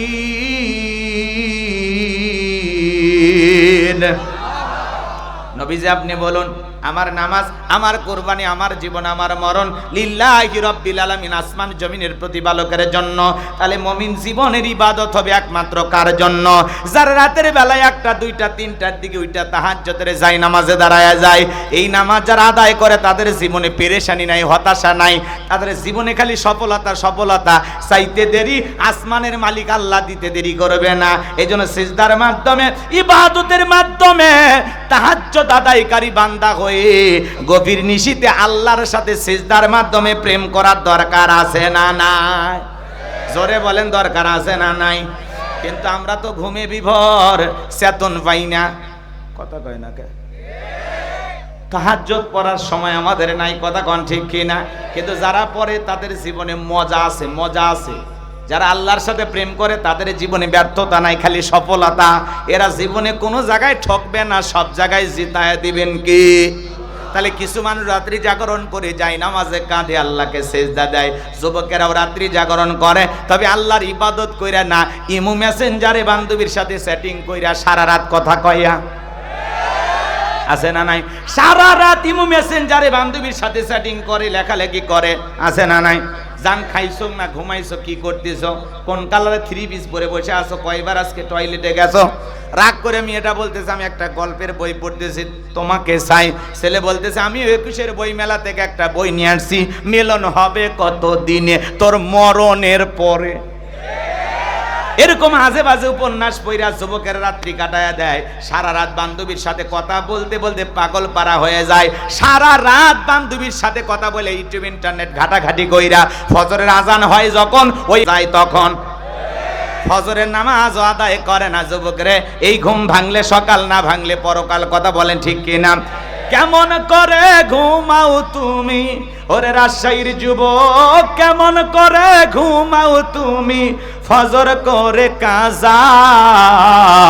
এমন তো হতে পারে ও তোমার জহরে জানাজা, এমন তো হতে পারে ও তোমার জহরে জানাজা। যুবক রে, তোদের পায়ে হাতে অনুরোধ করে বলে যায়, সারা রাত যেহেতু গুনাহ করলি ফজরে সিজদা দিয়ে যা। 2-4 দিন সিজদা দিতে দিতে এমনি বান্ধবীর আবেগ চলে যাবে। যুবক রে, নামাজই পারে তোমাকে অশ্লীল কাজ থেকে ফিরে আনতে। কথা বলেন ঠিক কিনা? আমার ভাইয়েরা লম্বা হবে, যুবকদেরকে নিয়ে অবশ্যই কথা বলবো, একটু অপেক্ষা করো। এই যুবকের দল যে কথা বলতে চাচ্ছিলাম, তাহলে রাত্রি জাগরণ করে ইবাদত হবে কার? রাত্রি জাগরণ করে আল্লাহকে সিজদা দিয়ে চোখের পানি ছেড়ে দেখে দেখে বলবো রব্বানা সরিফান্না আযাবা জাহান্নাম ইন্না আযাবাহা কানা গরামা। হে আমাদের রব, ওই কঠিন ভয়ঙ্কর জাহান্নামের আগুন থেকে আমাদের মুক্তি দাও। ওই জাহান্নামের আযাব শাস্তি সহ্য করার ক্ষমতা আমাদের নাই। ইন্নাহা সাআত মুস্তাকাররাও ওয়া মুকামা। নিশ্চয়ই জাহান্নাম আবাসস্থল হিসেবে, বসতির জায়গা হিসাবে কত না নিকৃষ্টতম একটা স্থান। জাহান্নাম সুখের জায়গা না, ওইটা হলো যন্ত্রণার কারখানা। আমার আল্লাহ রাব্বুল আলামিন বলেন, ইন্না জাহান্নামা কানাত মিরসাদা লিত্তাগিনা মাআবা লাবিসিনা ফিহা আহকাবা লা ইয়াযুকুনা ফিহা বারদাও ওয়ালা শারাবা ইল্লা হামিমাও ওয়া গাসসাকা। আমার আল্লাহ রাব্বুল আলামিন বলেন সূরা নাবার ভিতরে, ইন্না জাহান্নামা কানাত মিরসাদা, নিশ্চয়ই জাহান্নাম ওত পেতে রয়েছে ফুলসিরাতের কিনারায়। শিকারী ধরার জন্য যেমন ফাঁদ পাতা হয়, জাহান্নামী আল্লাহর অবাধ্য গোলামদের ধরার জন্য জাহান্নাম তেমনি ওত পেতে রয়েছে। ওত বোঝেন তো? কথা কয় না? ইন্না জাহান্নামা কানাত মিরসাদা, নিশ্চয়ই জাহান্নাম ওত পেতে রয়েছে অপরাধীদের ধরার জন্য। এটা হলো আল্লাহর অপরাধী বান্দাদের থাকার আবাসস্থল। এখানে তারা যুগের পর যুগ বসবাস করবে। একটা মানুষ কত লক্ষ বছর, কত কোটি বছর জাহান্নামের আগুনে জ্বলবে, এর সঠিক ইলম আর জ্ঞান আছে কার কাছে? ভালো করে বোঝার চেষ্টা করবেন বাজান গো আমার। ওই জাহান্নামের আগুনে মানুষ জ্বলতে জ্বলতে পুড়তে পুড়তে চেহারা হয়ে যাবে কয়লার মতো কালো। দুনিয়ার আগুনের চাইতে জাহান্নামের আগুনের পাওয়ার হলো 70 গুণ বেশি। সামান্য সূর্যের তাপে আমরা অস্থির হয়ে গেছি, জাহান্নামের তাপ কত কঠিন হবে বাজান গো আমার। ওই জাহান্নামের আগুনে মানুষগুলো জ্বলতে জ্বলতে পুড়তে পুড়তে ক্ষুধার্ত হয়ে যখন খাবার প্রার্থনা করবে, আমার আল্লাহ তখন ফেরেশতাদেরকে বলবেন, যাও আমার জাহান্নামী বান্দাদেরকে খাবার পরিবেশন করো। জাহান্নামের তলদেশে এক ধরনের ফলের চাষ করা হবে, যেই ফলের নাম হলো জাক্কুম, কাঁটাযুক্ত ফল। এই ফলটা যখন খাদ্য হিসেবে জাহান্নামীদের হাতে দেওয়া হবে, খাবার মনে করে জাহান্নামীরা যখন ওই ফলটা গলার ভিতরে দেবে, গলার মাঝামাঝি আটকে যাবে, ভিতরেও যাবে না, বাইরে বাড়বে না। যত গলার নাড়াচাড়া করবে, কাঁটাগুলো ফুটবে আর ফুটবে। জাহান্নামীরা চিৎকার মারবে, ছটফট করবে, কান্নাকাটি করবে, আর ডেকে বলবে, আল্লাহ এ কেমন ফল খাওয়াইতে দিলা, ভিতরেও যায় না, বাহিরেও আসে না, এই যন্ত্রণা সহ্য করতে পারি না। আমার আল্লাহ জাহান্নামী বান্দাকে ফল খাওয়াইতে দিয়েছে ক্ষুধা মেটানোর জন্য না, জাহান্নামী বান্দার শাস্তি আরো বেশি বাড়ানোর জন্য। গলার মাঝামাঝি যখন ফলটা আটকে যাবে, জাহান্নামের চিৎকার মেরে কাঁদবে আর ডেকে বলবে, আল্লাহ কে কেমন ফল খাওয়াইতে দিলা, ভিতরে যায় না বাহিরেও আসে না, কাঁটাগুলো ফুটবে আর যন্ত্রণায় তারা চিৎকার মারবে। চিৎকার মারতে মারতে ডেকে বলবে আল্লাহ পানি দাও, পানি দাও। তারা মনে করবে পানি খাইলে গলার ভিতর থেকে ফলটা চলে যাবে। এরা যখন পানি পানি বলে চিৎকার মারবে, আমার আল্লাহ বলেন লা ইয়াযুকুনা ফিহা বারদাও ওয়ালা শারাবা, তাদেরকে মিনারেল ওয়াটার দেওয়া হবে না, ঠান্ডা কোনো পানির ব্যবস্থা থাকবে না। যে পানি পান করে জাহান্নামী তার বুকের জ্বালা তৃষ্ণাকে নিবারণ করতে পারে। কেমন পানি দেবেন? আমার আল্লাহ পাক বলেন ইল্লা হামিমাউ ওয়া গাসসাকা, এমন উত্তপ্ত ফুটান্ত গরম পানি তাদেরকে পান করাইতে দেওয়া হবে যা পুষ ব্যতীত কিছুই নয়। ওরা শাহির বাবাজিরা দেখের ভিতরে বড় বড় ফোড়া হয়, ফাটায় দিলে ভিতরে থেকে কি বের হয়? পুষ। পুষ হাসপাতাল থেকে সংগ্রহ করে দিলে কেউ খাবেন? 50,000 টাকা দেব। 1 লাখ দিলে বুঝি খাবেন? শুনে ঘৃণা লাগতেছে, সি সি হুজুর এগুলো কি খাওয়া যায়? কথা গোলাম রব্বানির না, গোলাম রব্বানির বাবারও না। সূরা নাবার 25 নম্বর আয়াত আল্লাহ বলেন ইল্লা হামিমা ওয়া গাসসাকা, এমন উত্তপ্ত ফুটান্ত গরম পানি তাদেরকে পান করানো হবে যা পুষ ব্যতীত কিছুই নয়। ওই পুষওয়ালা দুর্গন্ধওয়ালা গরম পানি যখন চেহারার সামনে নেবে, চেহারাটা ঝলসে যাবে। ওই পানিটা জাহান্নামীরা পান করা মাত্রই ডেকের লারি ভুড়িগুলো গলে গলে পিছনে রাস্তা দিয়ে বের হয়ে যাবে, ডেকের গোস্তগুলো খসে খসে পড়বে বাজার। ওই জাহান্নামীর 1 ইঞ্চি জায়গা ফাঁকা নাই যার মধ্যে আগুন নাই, আগুন নাই। ইয়াউমা তুকাল্লাবু উজুহুহুম ফিন্নার, সেদিন জাহান্নামীর আগুন দিয়া মানুষের চেহারাগুলোকে পুড়িয়ে উলট পালট করে ফেলে দেওয়া হবে। ওই জাহান্নাম বড় কঠিন জায়গা বাজান গো আমার। জাহান্নামীর সর্বনিম্ন শাস্তি হলো জাহান্নামের একজোড়া স্যান্ডেল পায়ের মধ্যে দিয়ে থাকবে। ওই জাহান্নামের তৈরি করা স্যান্ডেল যারা পায়ে দেবে, ওই স্যান্ডেল পরার কারণে দেহটাই এত গরম হয়ে যাবে, মাথার মগজগুলো টকবক করে গলে গলে পড়বে। দরিয়া নামের এমন একটা খাবার জাহান্নামীদেরকে দেওয়া হবে, না পুষ্টি যোগাবে না ক্ষুধা মেটাবে। এবার জানবো আমার জাহান্নামীদের কত ধরনের শাস্তি দেওয়া হবে, 2-3 দিন আলোচনা করে শেষ করা যাবে না। অনেক লম্বা আলোচনা আছে বাজান, শুধু এতটুকু আপনাদের সামনে বলতে যাই। বলেন তো বাজান, এই জাহান্নামীদের শাস্তির কথা আমার আল্লাহ রাব্বুল আলামিন অগ্রিম অ্যাডভান্স কেন জানিয়ে দিয়েছেন? বলেন তো ঘটনা ঘটছে না ঘটনা ঘটবে? বোঝে নাই। আল্লাহ সতর্ক করে দিলেন, সাবধান করে দিলেন, বান্দা জাহান্নামীদের এইভাবে শাস্তি দেওয়া হবে, আর জাহান্নামে যাওয়ার জন্য এই অপরাধগুলো আল্লাহ তাআলা অগ্রিম জানায় দিলেন, যাতে আমরা বাঁকা পথে না চলে সোজা পথে চলি, নিজেদেরকে জাহান্নামের আগুন থেকে বাঁচায়া নিতে পারি। কথা বলেন ঠিক না? এই জন্য ভাইরা আমার, নিজেদেরকে জাহান্নামের আগুন থেকে বাঁচাইতে হলে গোলামি করতে হবে কার? সিজদা দিতে হবে কাকে? 2 মিনিটে নামাজ 2 রাকাত শেষ। এখানে কি এমন নামাজি পাওয়া যাবে যে হুজুর আমি সিজদা দিয়ে জীবনে একবার 2 ঘন্টা কেঁদেছিলাম, আল্লাহ আমারে মাফ করে দে, আল্লাহ আমারে মাফ করে দে? কেঁদেছিলেন? এমন সিজদা কি জীবনে আসে? আহা, নামাজ পড়ি আমরা তাড়াহুড়ো করে, নামাজে আমাদের দিল বসে না। একটু শুনে যান বাজান গো আমার, ওই জাহান্নামের আগুন থেকে বাঁচতে হলে গোলামি করতে হবে কার? সে রবের পথে ফিরে আসার দরকার আছে না নাই? আল্লাহ আমাদের সবাইকে সিরাতাল মুস্তাকিমের প্রতীক হিসেবে কবুল করুন। জোরে বলুন আমিন। আরেকটু জোরে বলেন আমিন। ভাইয়েরা আমার, সাহাবায়ে কিরাম কিভাবে সালাত আদায় করতেন জানেন? মরুভূমিতে সাহাবায়ে কিরাম যখন সালাত আদায় করার জন্য দাঁড়িয়ে যেতেন, ওই মরুভূমির পাখিগুলো খেজুর গাছ মনে করে সাহাবীদের কাঁধের উপরে, মাথার উপরে বসে থাকতো। বিশ্বনবীর সাহাবীরা সালাতে এত মনোযোগ, কাঁধে পাখি পরে থাকে, তারপরে তারা টের পাইতো না। জোরে বলেন মারহাবা। আর আমরা পাখি তো দূরের কথা, একটা মশাও যদি পড়ে এই হাত এই জায়গায় নিয়ে যায়, আগে মশা মারে তারপরে সুরে ধরে, আছে না নাই? বাজান গো আমার, হযরতে তালহা রাদিয়াল্লাহু তাআলা সালাত আদায় করতেছিলেন, জঙ্গল থেকে সাপ এসে ছেলেটা খেলা করতেছিল, তাকে পেঁচিয়ে ধরেছেন। স্ত্রী মানুষজনকে ডাকলেন, ছেলেটাকে বিপদমুক্ত করলেন। হযরতে তালহা নামাজ শেষে জিজ্ঞাসা করে, বিবি রে, বাড়িতে এত মানুষজন, ব্যাপারটা বুঝতে পারলাম না। ডেকে বলে, স্বামী আপনি যখন সালাত আদায় করতেছিলেন, জঙ্গল থেকে সাপ এসে সন্তানটাকে পেঁচিয়ে ধরেছিল, আমি মানুষজনকে ডাকলাম, ছেলেটাকে বিপদমুক্ত করলাম। এত ঘটনা আপনার চোখের সামনে ঘটে গেল, আপনি কি কিছুই বলতে পারেন না? হযরতে তালহা ডেকে বলেন, বিবি রে, নামাজের মধ্যে মন যদি এদিক সেদিক চলে যায় তাহলে নামাজ তো আর নামাজ থাকে না। জোরে বলেন মারহাবা। আর আপনি আমি নামাজ পড়ি বড়গাছি, মন চলে যায় রাজশাহী শহরে, কথা বলেন ঠিক কি না? নামাজ পড়ি বড়গাছি, মন চলে যায় ভারতের বর্ডারে, আছে না নাই? নামাজ পড়ি রাজশাহীতে, মন চলে যায় ঢাকা শহরে। নামাজের মধ্যে দাঁড়ায় আমাদের মন খালি ছটপট করে, আছে না নাই? মাঝে মাঝে দুনিয়া বিয়া তো চিন্তা ভাবনা নামাজের মধ্যে মনে হয় 2 রাকাত নামাজ চলতেছে না 3 রাকাত, তাও মনে থাকে না। নামাজের ভিতরে মাঝে মাঝে দুনিয়া বিয়া তো চিন্তা এসে ভর করে, সিজদা 2টা দিলাম না 1টা হইল, মনে থাকে না, আছে না নাই? নামাজের মধ্যে দ্বারা আমাদের মন খালি ছটপট করে। আর গোলাম রব্বানি কইলেই দোষ, আছে না নাই?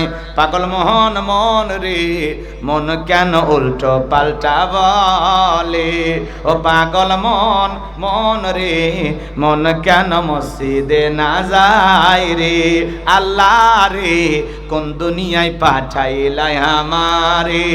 বর্তমানের নারী পুরুষ সমান সমান মাপ, লম্বা চুল কাটিয়া আবার মাথায় লাগাই ক্যাপ, আল্লাহ রে কোন দুনিয়ায় পাঠাইলাই আমারে। হিন্দি গানের টান মারিয়া রাস্তা হাইটা যায়, আবার কারো সুরে সুরে বুকটা ফাইটা যায়, আল্লাহ রে কোন জামানায় পাঠাইলাই আমারে।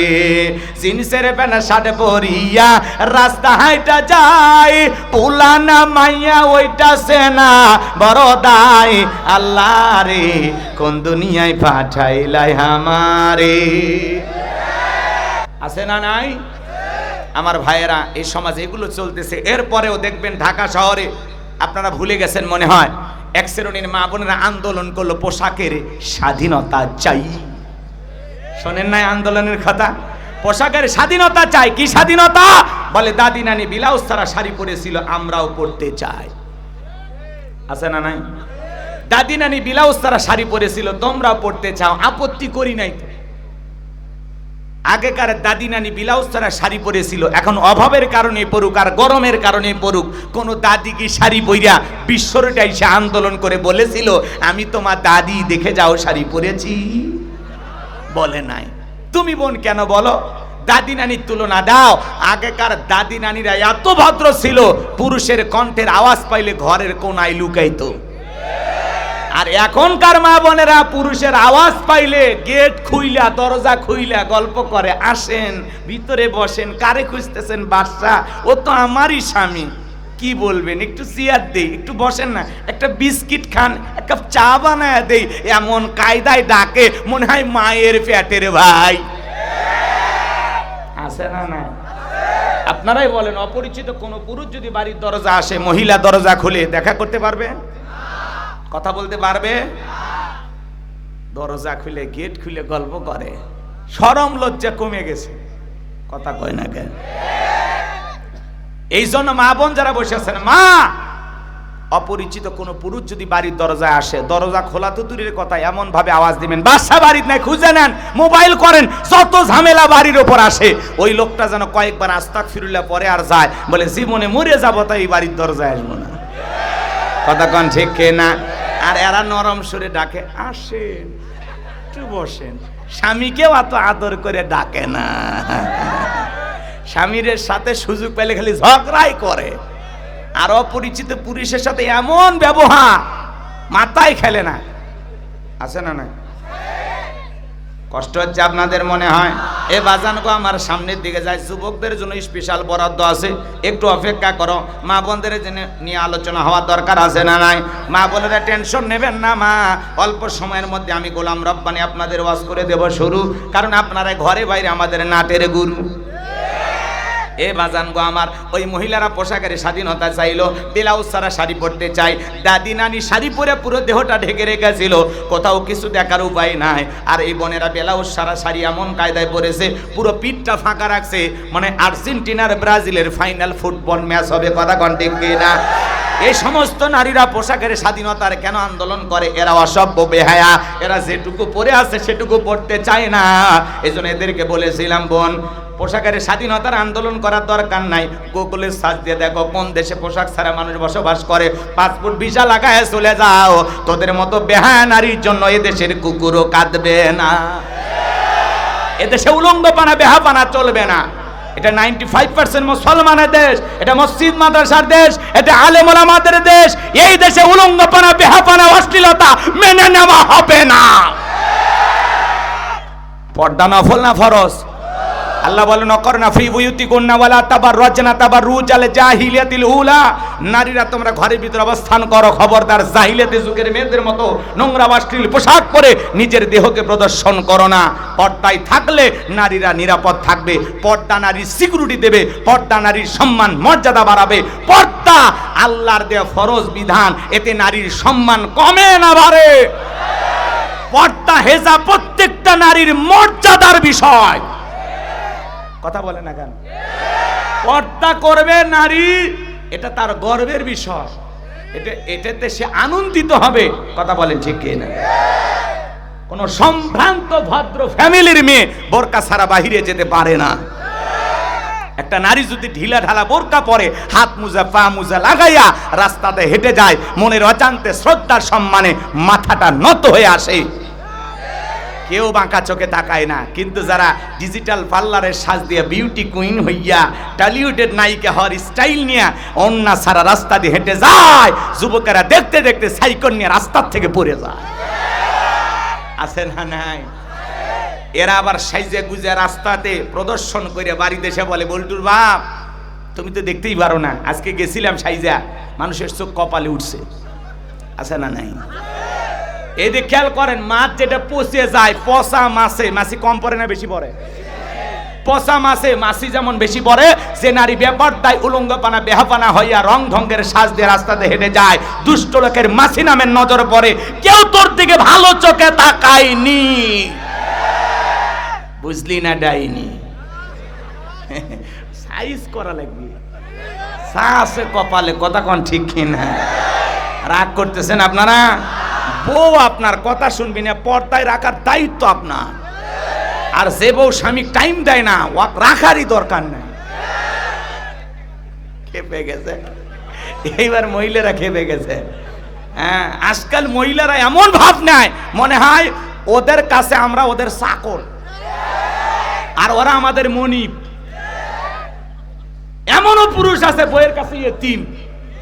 বউ যদি কয় দাঁড়িয়ে থেকে পেশাব করো, তাই করে। বউকে শাসন করার ক্ষমতা নাই, চোখ দিয়ে যে তাকাবে বড় করিয়া, তাকানোর আগে বউ কয়, এই কার দিক তাকাইছিস, আগে 3 লাখ জমা দে। তার মানে ওই 3 লাখ টাকা যৌতুক নিয়ে বিয়ে করেছে। যৌতুক নিয়ে বিয়ে করেছে যারা বউয়ের কাছে এতিম তারা। আর যারা যৌতুক নিয়ে বিয়ে করেনি, যখন তখন কথায় কাজে মিলবি না, যা 1 2 3 তুই যাবো আর একটা আসবি। কথা কয় না কেন? হ্যাঁ, আজকে আফসোস লাগে, এমন ভাবে পুরুষের উপর টর্চারিং করে। আজকে নারী নির্যাতনের মামলা থানায় গেলেই নাই, পুরুষ নির্যাতনের মামলা নিতে চায় না। কোন থানায় যা যদি বলেন, পুলিশ ভাই গতকালকে বউ আমাকে পিটাইছে, কয় তোর বউ তোকে মারে, তুই কি হিজড়ে রে? যাবেন কোন জায়গায়? বাংলাদেশে যদি পুরুষ নির্যাতনের মামলা চালু হয়, আমার মনে হয় একদিনে কমপক্ষে 5 লক্ষ মামলা হবে। কথা কন ঠিক কিনা? এই জন্য বোঝেন গো, আমার মনের দুঃখের কথা বলা যায় না। কথা কন ঠিক কিনা? কষ্ট আছে না নাই? সবাই কিন্তু কম বেশি বউকে দেখে ভয় পায়। কথা কন ঠিক কিনা? আবার ডাইলগ, আমি আমার বউ ভয় পাই না, খালি থালা বাসন মানজিতেছি, কাপড় চোপড় ধুচ্ছি, এরপরে বলতেছি আইসা তোমার হাত পা টিপে দেব। আই রে যুবকদেরা, আছে না নাই? এগুলো টিকটক দেখে যুবকেরা ভাইরাল ভিডিও মুখস্থ করে ফেলে দিছে। আছে না নাই সমস্যা? মাজান গ, বইয়ের গোলাম হওয়া যাবে না। প্রত্যেকটা স্ত্রী স্বামী হবে তার অভিভাবক। কথা কয় না? নারীদের অভিভাবক কারা? পুরুষেরা। আর নারী যদি পুরুষের অভিভাবক হয়, শান্তি থাকবে না, ঝামেলা আছে। কথা কন ঠিক কিনা? কষ্ট হচ্ছে আপনাদের? এখন উচিত কথা যদি কই, পিঠের ওপর দিয়া যাবি মই। এ আনন্দে কিছু লোক কিনা খাবে বগুড়ার স্পেশাল দই। যত 10 নন্দ ঘোষ, সত্যটা বললে 10, করলে অন্যায়ের প্রতিবাদ, নামটা হবে তোমার মৌলবাদ, নামটা হবে তোমার জঙ্গিবাদ। এ যুবকের দল, গভীর মনোযোগ দিয়ে কথাগুলো শোনো। এজন্য মা বোনদেরকে বলে যাই, মা পর্দায় থাকবেন, মা পর্দায় থাকবেন। যে নারী পর্দা করে, নামাজ পড়ে, কোরআন তিলাওয়াত করে, ওই নারীর পেট থেকে নেককার আল্লাহওয়ালা সন্তান জন্ম নেয়। কথা বলেন ঠিক কিনা? এই যে গতকালকে আর টিভিতে একটা নিউজ দেখলাম বাজান গো আমার, একটা ছেলে মায়ের গর্ভ থেকে আল্লাহর কোরআনের হাফেজ হয়ে জন্ম নিয়েছে। মা কোরআনের হাফেজা, কোরআন তিলাওয়াত করে, সন্তানকে দুধ খাওয়ায়, কোরআন তিলাওয়াত করে, সন্তান গর্ভে ছিল, কোরআন তিলাওয়াত করে। মা পর্দা করে, মা নেককার, মা কোরআন পড়ে, মায়ের কোরআন তিলাওয়াত শুনে শুনে আজকে 2 বছরের বাচ্চাটা আল্লাহর কোরআন তিলাওয়াত করে। একটা আয়াত করে থেমে যাবেন, পরের আয়াতে কি লেখা আছে এই ছেলেটা বলতে পারে। বলেন আল্লাহু আকবার। এই যে অলৌকিক একটা সন্তান জন্মগ্রহণ করেছে, একটা সন্তান মায়ের গর্ভে থেকে হাফেজ হয়ে দুনিয়াতে জন্মগ্রহণ করে, এমন নেককার সন্তান আমাদের দরকার আছে না নাই? ওই মা ধন্য এই সন্তানের জন্য। এই জন্য মা যদি সন্তানকে গর্ভে নিয়ে কোরআন তেলাওয়াত করে, নামাজ আদায় করে, পর্দা মেনে চলে, ওই সন্তানটা অবশ্যই নামাজি হবে। ওই সন্তানটাকে নামাজের জন্য মসজিদে ডাক দেওয়া লাগবে না, কারণ মা নামাজি ছিল, ছেলেও নামাজি হবে। কথা বলেন ঠিক না? আর যে সমস্ত মা বোনের রং ঢং করে রাস্তা দিয়ে হেঁটে যায়, নিজের পর্দা পুশিদা মানে না, নিজেকে পর্দার ভিতরে রাখে না, ওই সন্তানগুলো হবে বেনামাজি, ঠেট্টা, সমাজের টোকায় নাস্তিক, বেঈমান। কথা বলেন ঠিক কি না? ক্ষেত ভালো তো ফসল ভালো, মা ভালো তো সন্তান ভালো। আমাকে একটা শিক্ষিত মা দাও, আমি একটা শিক্ষিত জাতি উপহার দেব। কথা বলেন ঠিক কি না? এজন্য মাকে পর্দায় রাখতে হবে, মাকে অবহেলা করার কোনো সুযোগ নাই। নারীর সম্মান মর্যাদা আল্লাহ বাড়িয়ে দিয়েছেন, আমরাও নারীদেরকে সম্মান মর্যাদার আসনে বসিয়ে রাখবো। কোনো নারীকে আমরা কখনো অবহেলা করব না। আল্লাহ আমাদের সবাইকে সঠিক বুঝ দান করুন, জোরে বলুন আমিন।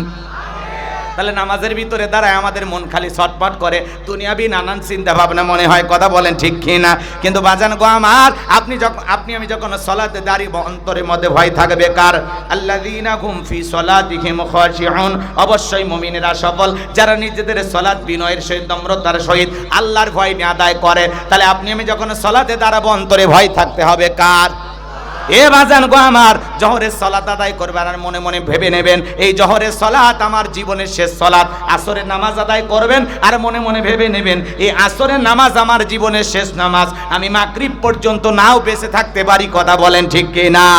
একটা ফাঁসির আসামিকে যদি বলা হয় রাত 10টা বাজে 12টায় তোমার ফাঁসি, লোকটা যদি ইমানদার হয়, ফাঁসি হওয়ার আগে যদি 2 রাকাত সালাত আদায় করার সুযোগ পায়, ওই দিনের রুজু হবে সবচাইতে ভালো।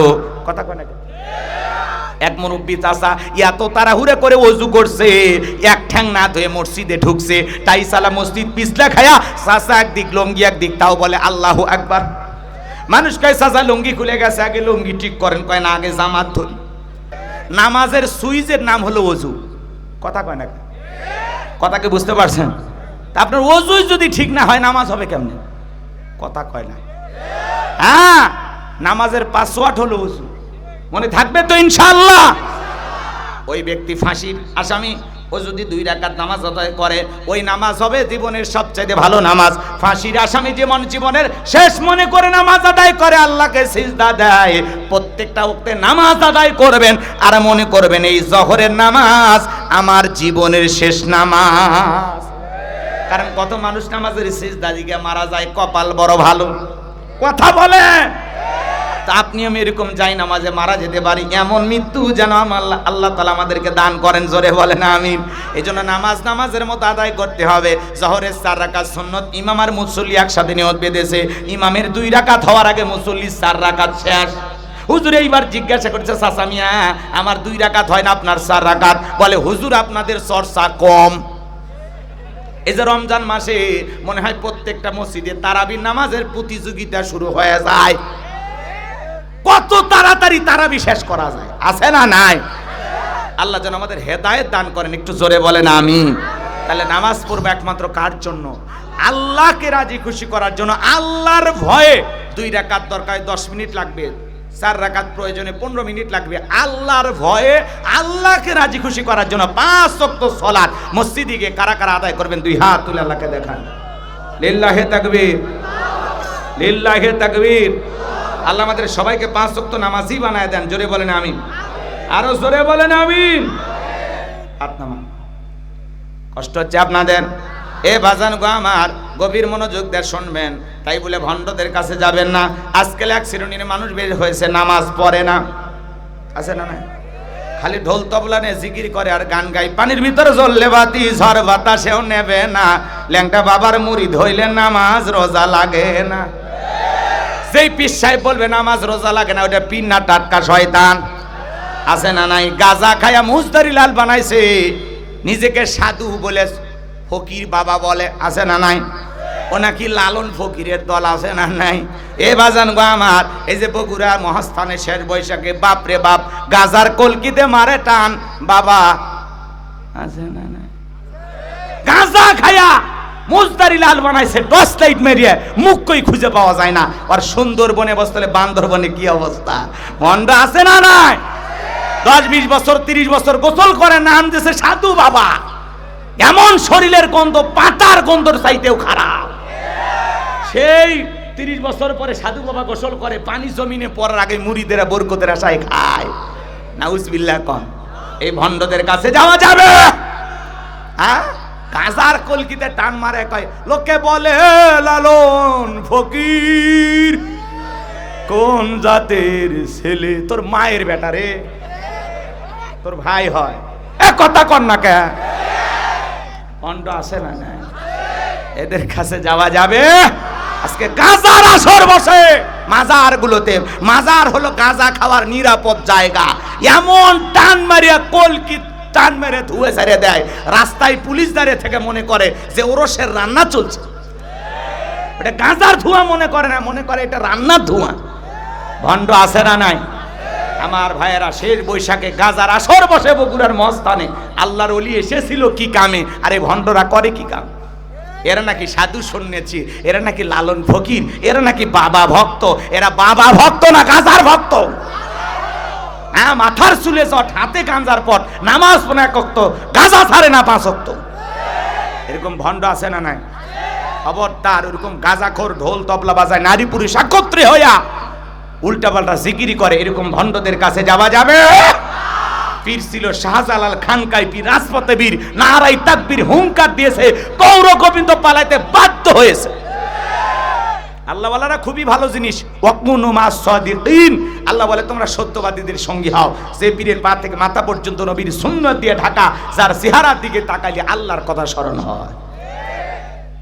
ছেলে হয় না, মেয়ে হয় না, আপনি মাজারে যা ছাগল মানত করেন, মাজারে বাবার ক্ষমতা আছে ছেলে মেয়ে দেওয়ার। ছেলে মেয়ে দেওয়ার মালিক কে? এরকম একটা মাদ্রাসায় একটা ছাগল দেন, এতিমেরা খাবে, জবাই করে আল্লাহর কোরআন তেলাওয়াত করবে, আরশের মালিক খুশি হবে। এলাকা একটা গরিব মেয়ে বিয়ে হয় না, গরু জবাই করে মেহমানদারি করায় দেন, আল্লাহর আরশ খুশি হবে। আর আপনি গরু ছাগল নিয়ে ট্রাক ভর্তি নিয়ে গান গাচ্ছেন আর দৌড়াইতেছেন, চাঁদ উঠেছে 18 সিঁড়ি, আছে না না? হাই রে মোশান, এক একটা গানের মোশান কি দেখেননি আপনারা? এদের দুঃখ থাক, আর বেশি বলবো অল্প বুঝে নেন, কষ্ট হচ্ছে আপনাদের। লিল্লাহি তাকবীর। তাহলে ভণ্ড পীর যেখানে, গাঁজাখোর যেখানে, কত গাড়ি পিছনে লেখা থাকে গাঁজা খাবি খা, মরে যাবি যা। হ্যাঁ, বগুড়া মস্তানে একবার বাপরে বৈশাখে দেখেন না ঝড় হয়, গাঁজা খাইয়ে এত লোড হয়েছে, মাথা এত মাতাল হয়ে গেছে, রাস্তার গর্তের ভিতরে একটু পানি আটকেছে, বলে আমি বিশাল নদী পার হব কেমনে? আছে না নাই ভণ্ড? গাঁজার কলকিতে টান মারে আর কই গুরু গাঞ্জা বানাইলে কি দিয়ে? এত কিছু খাইলো, কি দিয়ে বানাইছে ওইটা জানতে চায় না, গাঁজা কি দিয়ে বানাইছে এটা জানতে চায়। ভণ্ড আছে না নাই? আল্লাহ এদের হেদায়েত দান করুক। জোরে বলেন আমিন, আরো জোরে বলুন আমিন। হ্যাঁ, হক্কানি আল্লাহ ওয়ালাদের সহবতে থাকবেন, আল্লাহ কবুল করেন। একটু জোরে বলেন আমিন। কথা বাড়াবো না বাজান গো আমার। তাহলে এইবার খেয়াল করেন, যেই দরবারে নামাজ নাই ওই দরবারে ইমানদার যেতে পারে না। যেই দরবারে নারী পুরুষ একত্রে জিকির হয়, ফিতনা আছে না নাই? যে পীর নিজের ইমামতিতে মুরিদদেরকে নিয়ে সালাত আদায় করে ওইটা হলো অরিজিনাল পীর। আর এমন কাপড় চোপড় পরে আছে, বম মারলে বিসমিল্লাহ সই করে বলতে পারে না, সূরা ফাতিহা পড়া তো দূরের কথা, ওর বাপের নামও মনে নাই। এরকম ভণ্ড আছে না নাই? কালেমাটাও স্পষ্ট করে বলতে পারে না। এই জন্য বাজান গো আমার, গলায় তসবিহ ঝুলাইলে আল্লাহর ওলি হওয়া যায় না। আর আল্লাহ ওয়ালারা এরকম ভণ্ডামি করে না, কথা বলেন ঠিক কি না? আল্লাহ যেন আমাদের সবাইকে সঠিক বুঝ দান করেন, জোরে বলেন আমিন। এইবার মুমিন বান্দার 2 নাম্বার গুণাবলী, ওয়াল্লাযীনা হুম আনিল লাগওয়ি মুরিদুন। মুমিন বান্দার 2 নাম্বার গুণাবলী, অনার্থক কথাবার্তা বলা যাবে না, আজে বাজে কথা বলা যাবে না। এই দিক খেয়াল করেন বাজান গো আমার, মুমিন বান্দার 2 নাম্বার গুণাবলী, অনার্থক কথাবার্তা বলা যাবে না, অপ্রয়োজনীয় কথা বলা যাবে না, বাজে কথা বলা যাবে না। অনার্থক কথা বলা থেকে মুমিন বিরত থাকবে। আপনি জবান দিয়ে এত কথা কেন বলেন? চায়ের কাপে বসে 2-3 ঘন্টা আলোচনা, মানে চায়ের কাপে ঝড় তুলছে, এলাকার অমুক খারাপ তমুক খারাপ, এ ভালো না সে ভালো না, মনে হয় গিবত কমিটির সভাপতি সেক্রেটারি বসে গেছে, আছে না নাই? আপনি কি মনে করেন জবান দিয়ে এত ফটর ফটর চলতেছে, মেশিনের মতো কথা চলতেছে? আপনি কি জানেন আল্লাহ কি বলেন? আপনি যে জবান দিয়ে কথা বলতেছেন, মায়াল ফিজু মিন কওলিন ইল্লা লাদাইহি রাকিবুন আতীদ। বান্দা এমন কোনো কথা বলে না যে কথা রেকর্ড করার জন্য আমার ফেরেশতারা নাই। আপনার জবানের প্রত্যেকটা রেকর্ড করতেছেন আল্লাহর ফেরেশতারা। এজন্য জবান দিয়ে যা খুশি তাই বলা যাবে না। মুমিন কথা বলবে ততটুকু প্রয়োজন, যতটুকু প্রয়োজনের অতিরিক্ত কথা বলা থেকে বিরত থাকা লাগবে। এত গল্প আপনার মুখ দিয়ে কেমনে আসে? চুপ করে থাকেন। মাংসমাতা নাজা, চুপ থাকলেও আপনি নাজাত পাবেন, বলেন আল্লাহু আকবার। তাহলে জবানের হিসাব নেবেন কে? তাহলে জবান দিয়ে যা খুশি তাই বলা যাবে? তাহলে মুমিন বান্দা জবান দিয়ে সেই কথা বলবে যে কথাগুলো বললে সওয়াব হয়। মুমিন বান্দা সেই কথাগুলো বলবে যে কথাগুলো প্রয়োজন, প্রয়োজনের অতিরিক্ত কথা বলা থেকে আমরা বিরত থাকবো ইনশাআল্লাহ। মুমিন বান্দার 2 নাম্বার গুণাবলী, অনার্থক কাজ করা যাবে না। অনার্থক কাজ করা বোঝেন, মুমিনের টাকা হলে মুমিন কোনোদিন সিনেমা হল বানাবে না, যাত্রা গানের আয়োজন করবে না, গানের কনসার্ট দেবে না, মদের বাদ দেবে না, সিনেমা হল বানাবে না। মুমিনের টাকা হলে মুমিন মসজিদ বানাবে, মাদ্রাসা বানাবে, ঈদগাহ মাঠ বানাবে, কবরস্থান বানাবে। মুমিনের টাকা হলে মুমিন ভালো ভালো কাজে তার টাকা ব্যয় করবে। কথা বোঝা গেল? এইবার মুমিন বান্দার 2 নাম্বার গুণাবলী, অনার্থক জিনিস শ্রবণ করা যাবে না। এই কান আল্লাহ গান শোনার জন্য দেয় নাই। যুবক রে, কানের ভিতর ইয়ারফোন লাগায় গান শোনো, রূপবানে নাচে কোমর দোলাইয়া, আল্লাহর ফেরেশতারা কবরে নিয়ে পিটাবে ঝোলাইয়া ঝোলাইয়া। সিরাজগঞ্জের এক যুবক গানের ভিতর ইয়ারফোন লাগাইয়া রেল লাইনের উপর দিয়ে হাইটে যাইতেছে, ট্রেনে এসে ধাক্কা মারিয়া 3 টুকরে করে ধুয়ে গেছে। মরার পরেও কানের ভিতর ইয়ারফোন লাগানো ছিল। এই যে মারা গেলি, এখন কবরে যা, ফেরেশতারা তোর জায়গা মতো বাদ্যযন্ত্র বাজায় দেবে, কথা বলেন ঠিক কি না? যুবক রে, আজকে তুমি গানের তালে লাফালাফি করো, নাচানাচি করো, নাচতে নাচতে যদি মৃত্যু হয়, হারাম কাজ করতে করতে যার মৃত্যু হবে জাহান্নাম নিশ্চিত। কথা কয় না? ডিজে পার্টি আছে না নাই? লাফালাফি আছে না নাই? বাসের সাথে চড়ে নাচতেছে, পড়ে গেছে, আর একটা গাড়ি এসে উপর দিয়ে গেছে, ইন্না লিল্লাহ আছে না নাই? নাচতে নাচতে যুবক মারা যায়। এই যুবকদেরকে আল্লাহ হেদায়েত দান করুক, জোরে বলুন আমিন। আরেকটু জোরে বলেন আমিন। তাহলে অনার্থক জিনিস শ্রবণ করা যাবে না। এই কান দিয়ে হক্কানি ওলামা ইকরামদের বয়ান শুনতে হবে, ইসলামী সঙ্গীত শুনতে হবে, কোরআন তেলাওয়াত শ্রবণ করতে হবে। ভালো ভালো কথা কান দিয়ে শোনার দরকার আছে না নাই? তাহলে মুমিন বান্দার, এদিক খেয়াল করেন, মুমিন বান্দার 2 নাম্বার গুণাবলী, মুমিন বান্দা জবান দিয়ে সে কথা বলবে যে কথা বললে সব হয়। মুমিন বান্দা সেই কাজ সমাজে চালু করবে যে কাজ চালু করলে সব হয়। মুমিন বান্দা সেই জিনিসগুলো শ্রবণ করবে কান দিয়া যেগুলো শুনলে সব হয়। এক কথায় সব আছে যেখানে, একটু জোরে বলেন, সব আছে যেখানে, গুনাহ আছে যেখানে। এইবার 3 নাম্বার গুণাবলী, ওয়াল্লাযীনা হুম লিয-যাকাতি ফাঈলুন। মুমিন বান্দার 3 নাম্বার গুণাবলী, আল্লাহ যদি মুমিন বান্দাকে নিসাব পরিমাণে সম্পদের মালিক বানায়া দেয়, মুমিন বান্দাকে আল্লাহ যদি ধনী বানায়া দেয়, মুমিন বান্দা সক্রিয়ভাবে হিসাব করে করে বছরে একবার যাকাত দেবে। কার ভয়ে? যাকাত দেওয়া নফল না ফরজ? নামাজ আদায় করা যেমনি ফরজ, যাকাত প্রদান করা তেমনি ফরজ। কথা বলেন ঠিক কি না? কথা বোঝেন নাই মনে হয়, ভালো করে বুঝবেন বাজান গো আমার। যে কথা বলতে চাচ্ছিলাম, আল্লাহ যদি আপনাকে ধনী বানায়, সম্পদওয়ালা বানায়, আপনার উপরে যাকাত নফল না ফরজ? যাকাত দিতে হয় বছরে মাত্র কয় দিন? একদিন। কথা বলেন ঠিক কি না? আপনার সম্পদের আপনি হিসাব করে বছরে একবার কয় লাখ টাকার কয় হাজার টাকা যাকাত আসে, কয় কোটি টাকার কয় লাখ টাকা যাকাত আসে, হিসাব করে করে যাকাত দিতে হবে। কার ভয়ে? ভালো করে বোঝার চেষ্টা করবেন। স্বাধীনতার 53 বছর কেটে গেল, যারা যাকাত দিতে দিয়েই যাচ্ছে, যারা নিচ্ছে নিয়েই যাচ্ছে, মানুষের ভাগ্যের কোনো পরিবর্তন হচ্ছে না। কারণ এ দেশের মানুষ পাইছে যাকাত মানে শাড়ি লুঙ্গি। আছে না নাই? এ বাজান গো আমার, এমন লুঙ্গি দেয় নিজের পরনে পরে থাকে 500 টাকা 1000 টাকার আমানস্যা লুঙ্গি, আর গরিবকে দেয় 200 টাকার লিটল লুঙ্গি। পরে থাকলে আবার জান্নাত জাহান্নাম সব বোঝা যায়।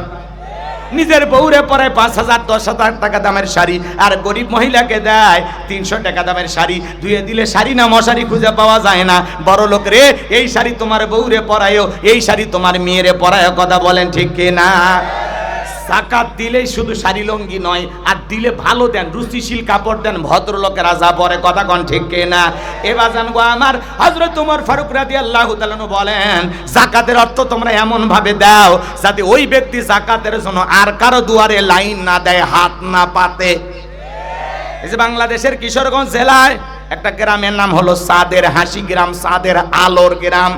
যেই গ্রামের মানুষ কয়েক বছর আগে একজন আল্লাহর বড় আলেম বান্দা ছিল। সে তখন বলেছে, ভাই গ্রামের যাকাতের টাকাগুলো এক জায়গায় করেন। এক জায়গায় কইরা সেই টাকাগুলো দিয়া দরিদ্র মানুষের হাতে হাতে পৌঁছায় দিত। এইভাবে দিতে দিতে আজকে সেই গ্রামে যাকাত বা দান সদকা নেওয়ার মতো একজন মানুষও নাই। বলেন মারহাবা। এই জন্য এই ছেলেটা বেকার বসে আছে। আরে যাকাতের 1 লাখ টাকা দিয়ে একটা অটো ভ্যান বা রিক্সা কিনে দেন, ওইটা চালায় তার কর্মস্থানের ব্যবস্থা হয়ে গেল। কথা বলে ঠিক কি না? সে আর বেকার থাকলো না। এই ছেলেটা বসে আছে, বেকার, ওর টাকা নাই। যাকাতের 1-1.5 লাখ টাকা দিয়ে বড়গাছি বাজার একটা দোকান ধরায়া দেন, ছোটখাটো ব্যবসা প্রতিষ্ঠান ধরায়া দেন। আল্লাহ চাইলে 5-7-10 বছর ব্যবসা করে সে নিজেও যাকাত দেবে। একটা বিধবা নারী আর সে শাড়ি দিয়ে কি লাভ? সেলাই মেশিন কিনে দেন, 2টা ছাগলের বাচ্চা কিনে দেন, গাবি গরু কিনে দেন, লালন পালন করে ভাগ্যের চাকা ঘোরাবে। কথা বলেন ঠিক কিনা? যাকাতের অর্থ দিয়ে মানুষের কর্মস্থানের ব্যবস্থা করে দিতে হবে। যাকাত আসছে দারিদ্রতা বিমোচন করার জন্য, যাকাত আসছে অভাব মুক্ত সমাজ রাষ্ট্র দেশ গড়ার জন্য, যাকাত আসছে রাস্তায় পড়ে থাকা অসহায় মানুষের মুখে হাসি ফুটানোর জন্য, যাকাত আসছে রাস্তার এপারে 10 তালা এপারে গাছতলা তার ব্যবধানকে দূর করার জন্য। যাকাত একটা অর্থনৈতিক ইবাদত। আল্লাহু আকবার বলেন। মাননীয় প্রধানমন্ত্রীর স্বপ্ন দারিদ্র মুক্ত বাংলাদেশ করতে চায়। এটা বঙ্গবন্ধুরও স্বপ্ন ছিল, এটা আমাদেরও স্বপ্ন। কথা কয় না? দারিদ্র মুক্ত বাংলাদেশ যদি করতে চান, অনুরোধের ভাষাই বলবো, এটা যদি আপনাদের অন্তরের কথা হয়, তাহলে বাংলাদেশের অর্থনীতি যাকাত ভিত্তিক না সুদ ভিত্তিক? এই সুদ ভিত্তিক অর্থনীতি বন্ধ করে দেন, দিয়া যাকাত ভিত্তিক অর্থনীতি চালু করে দেন। কারণ হারামে বরকত নাই, বরকত আছে হালালে। কুকুরের বাচ্চা হয় 10টা 15টা 12টা 8টা, না কম করে হলে 6-7টা তো হয়। যদি বেঁচে থাকতো বড়গাছি এলাকায় ঘোরা যাইতো, প্রত্যেক দিন কুকুরের কামড়ে আপনাকে আমাকে আহত হওয়া লাগতো। কথা কয় না? কিন্তু জম্মের হওয়া হয়, জম্মের মরা মরে। এই গ্রামে গাবি বাছুর দেয় কয়টা? একটা। আমাদের এলাকাতে একটা দেয়। আমাদের বাড়ি গাই বান্ধা, বুঝেননি? আমরা গাই বান্ধে রেখে। অনেকে বলে, হুজুর গাই বান্ধা বাছুর কি অবস্থা? এতই টিটকেরি মারে, বুঝছেন? মারুক, সমস্যা নাই ভাই। আমরা তো মফিজ এলাকার মানুষ, অনেক কথা বলে মানুষ, ভাই নেই। কিন্তু এই মফিজ নামের মফিদুল ব্যক্তির ইতিহাস আপনারা জানেন না। সে একটা গাইবান্ধার অসহায় মানুষ যাবে এইভাবে একটা বাস কিনেছিল, অল্প টাকা দিয়ে যাতে ঢাকায় যেতে পারে, দুঃখী মানুষকে একটু বাসে চলাচল করার সুযোগ করে দিয়েছিল। এই জন্য লোকটাকে ওই যে 30 টাকা দিয়ে সে ঢাকায় যাওয়ার ব্যবস্থা করে দিত। এই জন্য লোকটাকে বানাইছে মফিজ। কম টাকা দিয়ে ভাড়া গেলে মফিজ, জিনিস দরদাম করে কিনলে মফিজ। আসলে না, মফিজ না, মফিজ মানে ভালো, তারা সহজ সরল মানুষ। কথা বলেন, উপকারী মানুষ। কথা কয় না? জিনিস দরদাম করে কিনলে সে ছোট লোক হয় না, সে ভদ্রলোক। আর জিনিসের দরদাম না করিয়া বিল আসছে 500 টাকা, ধর্মীয় 400 রাখেন। আপনি জানেন আমি চাকরি করি, অমুক তমুক কার দেখছেন, নিয়ে দোকান তুলে দেবো মানে চেনেন। এরা হলো দিন দুপুরে ডাকাতি করে, এরা হলো ডাকাত, কথা কয় না। আর গরিব মানুষ, ভাই কত, 30 টাকা, ভাই 25 হয় না, না ভাই কেনা 28 টাকা, 25 কেমন দেন ভাই, 26 দেব। এই যে দরদাম করে কেনে, এরা হলো ভদ্রলোক, কথা কয় না। এটা কলমের খোসা দিয়ে কেন তো, খালি কলমের খোসা মারে আর কোটি কোটি টাকা পকেটে ঢুকে, আছে না নাই? বাজান গো চলেন সামনের দিকে যাই, অনেক কথা বলার আছে, মন খারাপ করবেন না, সময় বড় কম, একটু হালকা খালি টাচ মারতেছি। আর যারা এই রোগে আক্রান্ত খালি জ্বলিতেছে। এ বাজান সামনের দিকে যাই, যে কথা বলতে চাচ্ছিলাম, আমার ভাইয়েরা, গাভীর বাছুর হয় একটা, বছরে একটা, মাত্র একটা। যদি এই গ্রাম তালাশ করা হয়, বড়গাছি গ্রামেও কমপক্ষে 200 গরু পাওয়া যাবে কিনা?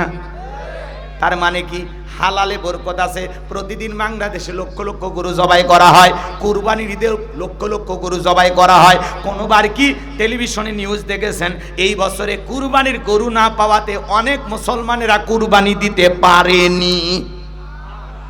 কথা কয় না, এমন নিউজ কোনোদিন শোনেন নাই। কারণ হালালে বরকত, আমরা এত খাওয়া খাই, আল্লাহ রাব্বুল আলামিন এত বরকত দিয়েছে, কিয়ামত পর্যন্ত গরু খাই আমরা শেষ করতে পারবো না, কথা কোন ঠিক কিনা? এই জন্য হালালের ভিতরে কতটা বরকত। এই যে মাদ্রাসার মহাদামিম হুজুর মাস গেলে কত টাকা পায়? সর্বোচ্চ 15,000 টাকা, 12,000, 10,000 টাকা, কথা কয় না। এরপরে দামি জামা পরে ঘরে, কথা কয় না কেন? বাবা বানাটন নাই, কারণ বেতন 10,000 হতে পারে, 10,000-এর মধ্যে 50,000-এর বরকত দিবেন তিনি কে? আর 50,000 টাকা মাসে ইনকাম করে, মাস শেষে দেখা যায় আরো 30,000 টাকা ঋণ, আছে না নাই? হালালে বরকত আছে, হারামে কোনো বরকত নাই, কথা কোন ঠিক কিনা? এজন্য সুদ ভিত্তিক অর্থনীতি বন্ধ করেন, যাকাত ভিত্তিক অর্থনীতি চালু করেন। বছরে একবার কয় লাখ টাকার কয় হাজার টাকা যাকাত আসে, কয় কোটি টাকার কয় লাখ টাকা যাকাত আসে, হিসাব নিকাশ করে যাকাত দেবে কার ভয়ে? আরো জোরে বলেন, যাকাত দেবে কার ভয়ে? যাকাত আসছে দারিদ্রতা বিমোচন করার জন্য, যাকাত আসছে অভাব মুক্ত সমাজ রাষ্ট্র দেশ গড়ার জন্য, যাকাত আসছে অসহায় দরিদ্র মানুষের মুখে হাসি ফোটানোর জন্য, যাকাত আসছে রাস্তার এপারে 10 তলা এপারে গাছতলা তার ব্যবধানকে দূর করার জন্য, কথা বলেন ঠিক কি না? তাহলে আমি যে কথা বলতে চাচ্ছিলাম, বাংলাদেশে যাকাত ভিত্তিক অর্থনীতি চালু করতে হবে, আর একটা যাকাত মন্ত্রণালয় চালু করতে হবে। আর এই যাকাত মন্ত্রণালয়ের দায়িত্ব দেওয়া লাগবে দেশের বিজ্ঞ ইসলামিক স্কলার, দিনের দায়ী আলেমদের কাঁধে। কারণ আলেমেরা কি করবে? তারা ধনীদের তালিকা করবে। কি করবে? এদিক খেয়াল করেন, ধনীদের তালিকা করবে। ইনি ধনী মানুষ, যাকাত আসছে 1 কোটি টাকা, কোনো মতে 5-10 লাখ টাকা যাকাত দিয়া নিজের 90 লাখ টাকা যাকাত নিজে মারিয়া খায়। কারণ এদেশের অধিকাংশ ধনী হিসাব করে যাকাত দেয় না। ইনি ধনী মানুষ, যাকাত আসছে 10 লাখ টাকা, কোনো মতে 2-3 লাখ টাকা দিয়া নিজের যাকাত নিজেই মারিয়া খায়, আছে না নাই?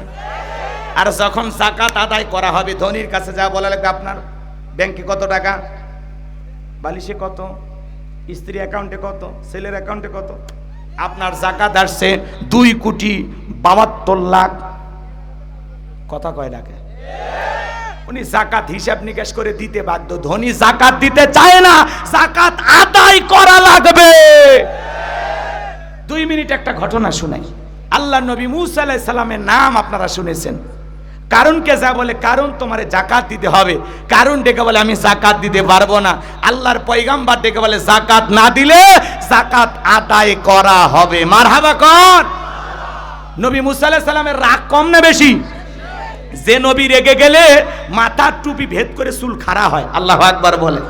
এ বাজান গো আমার, আল্লাহর পয়গাম্বর মুসা নবী যখন ডেকে বলে কারণ যাকাত না দিলে যাকাত আদায় করা হবে, কারণ ডেকে বলে পয়গাম্বর এত রাগ করার দরকার নাই, যাকাত দিতে হবে কত?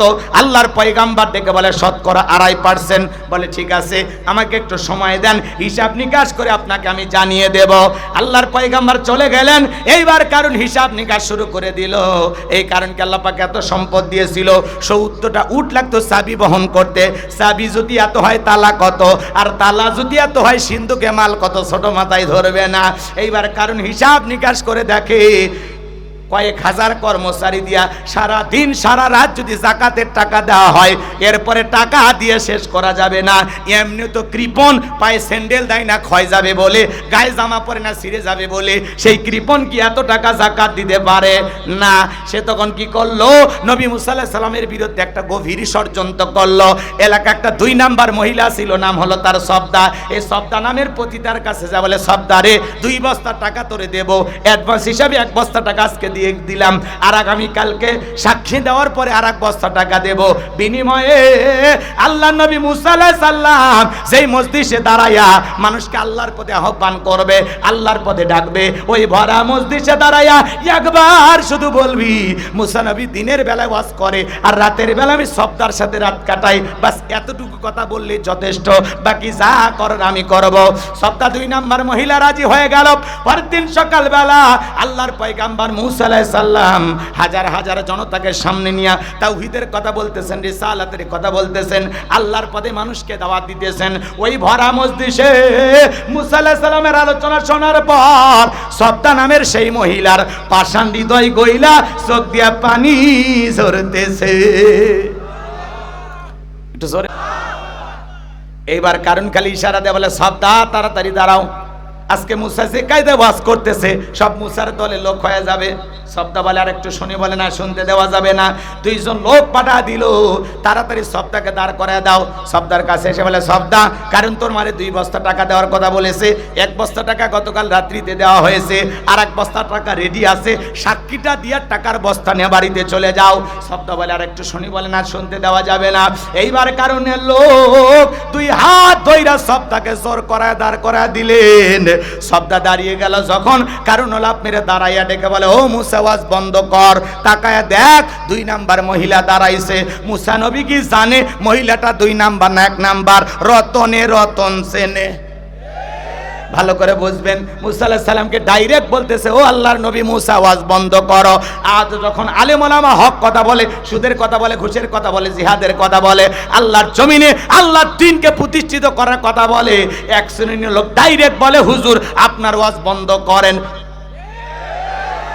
বলে, হুজুর আপনার ওয়াজ লাইন সারা। হুজুরের ওয়াজ লাইন সারা না, তোমার জীবন লাইন সারা, আর তুমি একটা তার সেরা।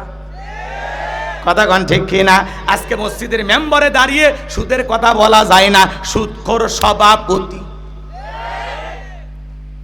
গলা খাকর হুজুর এসব কথা মসজিদে আবার বলার দরকার কি? আমি এই ব্যবসার সাথে জড়িত, আছে না? না, হুজুর একটু হক কথা বলতে চাই, ফ্যান লাগায় দেয়, হুজুর ঠান্ডা হন। হুজুর তাও ঠান্ডা হয় না, এরপর এসি লাগায় দেয়, ঠান্ডা হন। কথা কয় না? রাসূল সিজদা দেয়, উটের ভুঁড়ি কাফেররা চাপায়া দেয়, আর আপনার আমার মাথা ঠান্ডা করার জন্য হারাম টাকা দিয়ে এসি লাগায়া দেয়। হুজুর ঠান্ডা হন হুজুর। আপনি এত গরম কথা কেন বলবেন? সুদের কথা বলা যায় না, ঘুষের কথা বলা যায় না, পর্দার কথা বলা যায় না, কি ওয়াজ আছে? এখন হুজুর খালি বুখারীর শেষ হাদিসটা প্রত্যেক দিন এসে বলে, ফজিলত একটাই, আল্লাহ রাসূল বলেছেন জবানে হালকা কিন্তু মিজানের পাল্লায় ওজন অনেক বেশি। সুবহানাল্লাহি বিহামদিহি সুবহানাল্লাহিল আযীম। কথা কয় না? হ্যাঁ, হাসতেছে হাসতেছে, দামি কথা, কিন্তু কথা কিন্তু দামি। হুজুর তখন বলতেছে, আপনারা সব সময় তাসবিহ পড়বেন, জিকির করবেন, জবানে হালকা, মিজানের পাল্লায় ওজন বেশি। হুজুর খালি এই ওয়াজ করতে করতে জীবন শেষ করে গেল, জিহাদের কথা বলে না। কথা বলে না কেন? বিশ্ব নবীর হাদিস শোনাইছেন, সেই যেই রসুলের কথা আপনি বলতেছেন, সেই রসুল নিজে যুদ্ধের নেতৃত্ব দিয়েছেন। কেন আপনি জিহাদের ওয়াজ করতে পারেন না? যুদ্ধের ঘটনাগুলো তুলে ধরতে পারেন না? আপনি খালি বলেন এত সব এত সব। কত সব ইনকাম করলে কত সব আমলনামায় জমা হবে, জান্নাতে যাওয়া যাবে। একবার খালি বলেন, একদিনে সব সব কামাই করে হেলে দেব। বিসমিল্লাহর বা থেকে সূরা নাসের সিন পর্যন্ত পুরোটা কোরআন আপনাকে মানতে হবে। কথা বলেন ঠিক কি বোঝেন? বিসমিল্লাহর বা আর সূরা নাসের সিন মানে কি? বাস। মুমিন জীবনের, ইমানদারের জীবনে যত কথা প্রয়োজন, বাস এনাফ, যথেষ্ট। যা প্রয়োজন সব আল্লাহ তাআলা কোরআনুল কারীমের ভিতরে দিয়েছেন। তিবিয়ানাল লিকুল্লি শাই, মানব জীবন পরিচালনা করার জন্য রান্নাঘর থেকে পার্লামেন্ট পর্যন্ত যত কথা প্রয়োজন, যত নিয়ম নীতি দরকার দিয়েছেন বিশ্ব সরকার। আসেন, এই কোরআনই শান্তি দিতে পারে, কোরআনই মুক্তি দিতে পারে। আপনি একটা হাদিস বলবেন, ফজিলতের হাদিস বলবেন, দানের হাদিস বলবেন, জিহাদের কথা বলবেন না, যাকাতের কথা বলবেন না, সুদের কথা বলবেন না, ঘুষের কথা বলবেন না, সুবিধাবাজ জিন্দাবাদ। এরকম ইমানদার হলে চলবে? হক কথা বলতে হবে।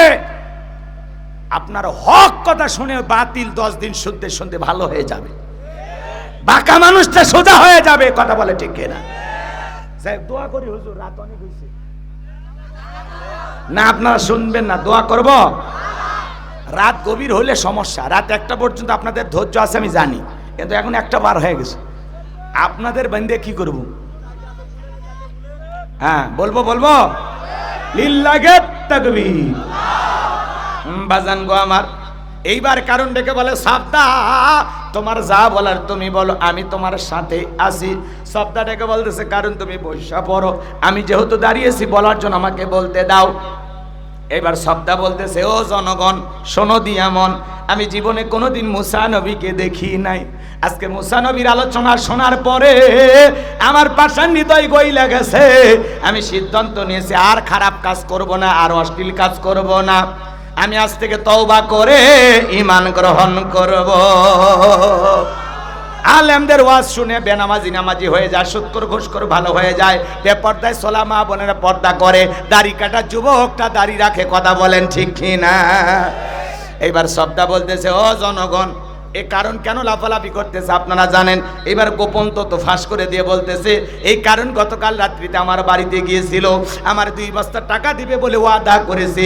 1 বস্তা টাকা গতকাল রাত্রিতে দিয়েছে, আজকে সাক্ষী দেওয়ার পরে আর 1 বস্তা টাকা দেবে, বিনিময়ে আমাকে এই কথা বলতে হবে। মুসা নবী দিনের বেলায় ওয়াজ করে আর রাতের বেলা আমি শব্দার সাথে রাত কাটাই, কিন্তু আপনাদেরকে সাক্ষী রেখে বলতেছি মুসা নবীর চরিত্র ফুলের চাইতে পবিত্র। ওই কারণ হলো আমি শব্দার নিয়মিত ভক্ত। জোরে বলেন মারহাবা। ওয়া মাকারু ওয়া মাকারাল্লাহ ওয়াল্লাহু খায়রুল মাকিরিন। খেলা কার? যে গর্ত খুঁড়েছে নিজের গর্তে নিজে পড়েছে, গোপন ষড়যন্ত্রের জাল ফাঁস। এই জন্য হুজুর মারা গেলে জানা যায় অমুসলিম সাক্ষী দিয়ে বলে হুজুর নির্দোষ। কোরআনের পাখি কি নির্দোষ? কথা বলেন না কেন? অমুসলিম সাক্ষী দিয়ে বলে তিনি 2বার আমাদের এলাকার এমপি ছিলেন, মায়ের কোলে শিশু যেমন ছিল আমরা তেমনি ছিলাম। আল্লাহু আকবার। সেই কোরআনের পাখিটাকে আমরা হারিয়েছি। কথা বলেন ঠিক কি না?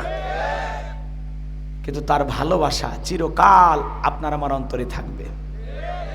তার কণ্ঠ কি বলেন ভালো লাগে না? এমন কণ্ঠ, এমন বক্তৃতা, এমন বয়ান, এমন ওয়াজ, এমন তাফসীর বাংলাদেশের আর কোনো বক্তা করতে পারবে কিনা আমরা জানি না।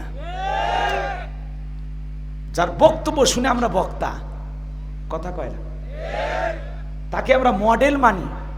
কথা বলেন ঠিক কি না? সেই কোরআনের পাখি আছে নাই, চলে গেছে। মাঝে মাঝে হৃদয়টা কেঁদে ওঠে। মুফতি আমির হামজা ভাই চলে আসলো, দিলটা ভরে গেছে। আমাদের ভাই, কথা বলেন, 3 বছর পর চলে আসলেন। আল্লামা মামুনুল হক শাইখুল হাদিস, ইবনে শাইখুল হাদিস, তিনি এসেছেন। ওলামা ইকরাম ফুল দিয়ে বরণ করে নিচ্ছেন। শত শত মানুষ এক নজর দেখার জন্য, হাতে হাত রেখে মুসাফা করার জন্য পাগল হয়ে এক জেলা থেকে আরেক জেলায় ছুটে যাচ্ছেন। আল্লাহু আকবার বলে।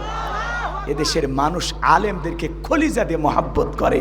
মিথ্যা ট্যাগ লাগায়া, মিথ্যা তহমত দিয়া, মিথ্যা অপবাদ দিয়া কোনো লাভ হবে না। কথা বলে ঠিক কিনা? আলেমদেরকে মানুষ দিল দিয়া মহাব্বত করে, কলিজা দিয়ে মহাব্বত করে। মিজানুর রহমান আজারি ভাই দেশের বাইরে গেছে, ভালোবাসা কমছে? আবার যেদিন ফিরে আসবে আগের চাইতে মাহফিলে কয়েক গুণ লোক বেশি হবে। কোন চোর, বাটপার, দুর্নীতিবাজ জেলখানায় গেলে মানুষকে ফাঁসি দাও, মারো।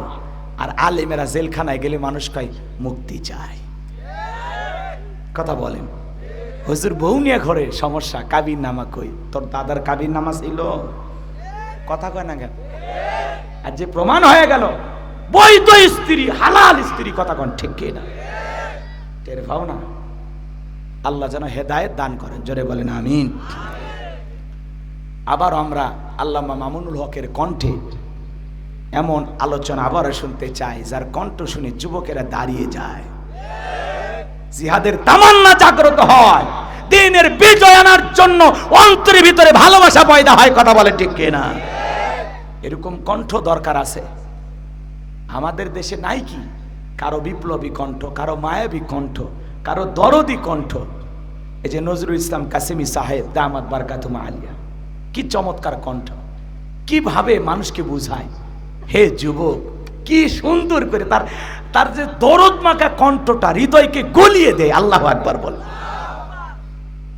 সব কণ্ঠ আছে, আমরা আলেমদেরকে ভালোবাসবো, কথা বলেন ঠিক কি না? মিথ্যা তহমত দিয়া, মিথ্যা অপবাদ দিয়া এদেশের মুসলমানের মন থেকে আলেমদের ভালোবাসা মুছে ফেলা যাবে না, কথা বলে ঠিক কি না? কারণ এই জাতির মানুষ জানে যারা এই দ্বীনের প্রচার প্রসার করবে তাদের বিরুদ্ধে হাজারো ষড়যন্ত্র হবে, বিভিন্ন ভাবে তাদেরকে ফাঁসানো হবে, মিথ্যা তহমত দেওয়া হবে, মানুষকে উস্কিয়ে দেওয়া হবে, কথা বলেন ঠিক কি না? যেই হুজুরের বিরুদ্ধে এইটা বলো, মানুষ বলে আর আপনি পাগল হয়ে সেগুলো শোনেন না। বোঝা লাগবে এই জবান কে দিয়েছেন? যতদিন বেঁচে থাকবো হক কথা বলবো, কোন বাতিলের কাছে মাথা নত করা যাবে। আল্লাহ আমাদের সবাইকে আলেমদের পাশে থাকার তৌফিক দান করুন। একটু জোরে বলেন আমিন, আর একটু জোরে বলেন আমিন। কষ্ট হইতেছে এজন্য বাজান গো আমার, কোরআনের পাখি হারিয়ে গেছে, তারপরে তার ভালোবাসা ফুরিয়ে যায় নাই। এদেশের যুবকেরা হৃদয় দিয়ে ভালোবাসে, কথা বলেন ঠিক কি না? আইসা পরে আজরাইলের হাতের চিঠি, ওই যে দেখো ডাকিতেছে তোমায় কবরের মাটি, ওই যে দেখো ডাকিতেছে তোমায় কবরের মাটি। জোরে বলেন মারহাবা। যুবক রে, এই জন্য যৌবনকালে গুনাহ করা যাবে না, কথা বলে ঠিক কিনা? পার্কে যা পিকনিকের নামে রঙ্গলীলা করতেছো যুবক, তুমি কি ভুলে গেছো মা বাবার চোখকে ফাঁকি দিতে পারো, কিন্তু বান্ধবীর হাত ধরে যে বসে আছো আসমানের মালিক আল্লাহ দেখে কিনা? চাচা আপনার এখন বয়স হয়ে গেছে, 60 বছর বয়স, বলতেছেন ভাতিজা এখন আমার আর কোনো কিছু নাই, কিন্তু আপনার বয়স যখন 22 বছর ছিল, 25 বছর ছিলেন, ওই যে রাজশাহীর পদ্মার পারে সৈয়ালা নৌকায় চড়া ওই যে চরের ভিতরে গেলেন কাশফুলের ওই পাশে, সেই দিনের ভিডিও রেকর্ড করা আছে। আপনার বয়স নাই, কিন্তু ওই দিনের গুনাহটা এখনো আমল নামায় লেখা আছে। সেই দিনের গুনার কথা ভেবে তওবা করেন, আল্লাহ মাফ করে দিতে পারে। এ যুবক, ওই যে রাত 2টার দিকে ওই যে শেফালি দরজায় উত্তর পাড়া গেলে, মনে আছে?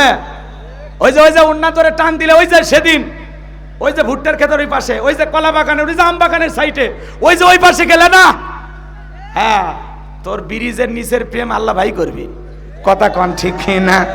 যুবক রে, এজন্য আল্লাহ বলেন ওয়াল্লাযীনা হুম লিফুরুজিহিম হাফিজুন, নিজের যৌবনটাকে সংযত রাখো, নিজের যৌবনটাকে কন্ট্রোল করো।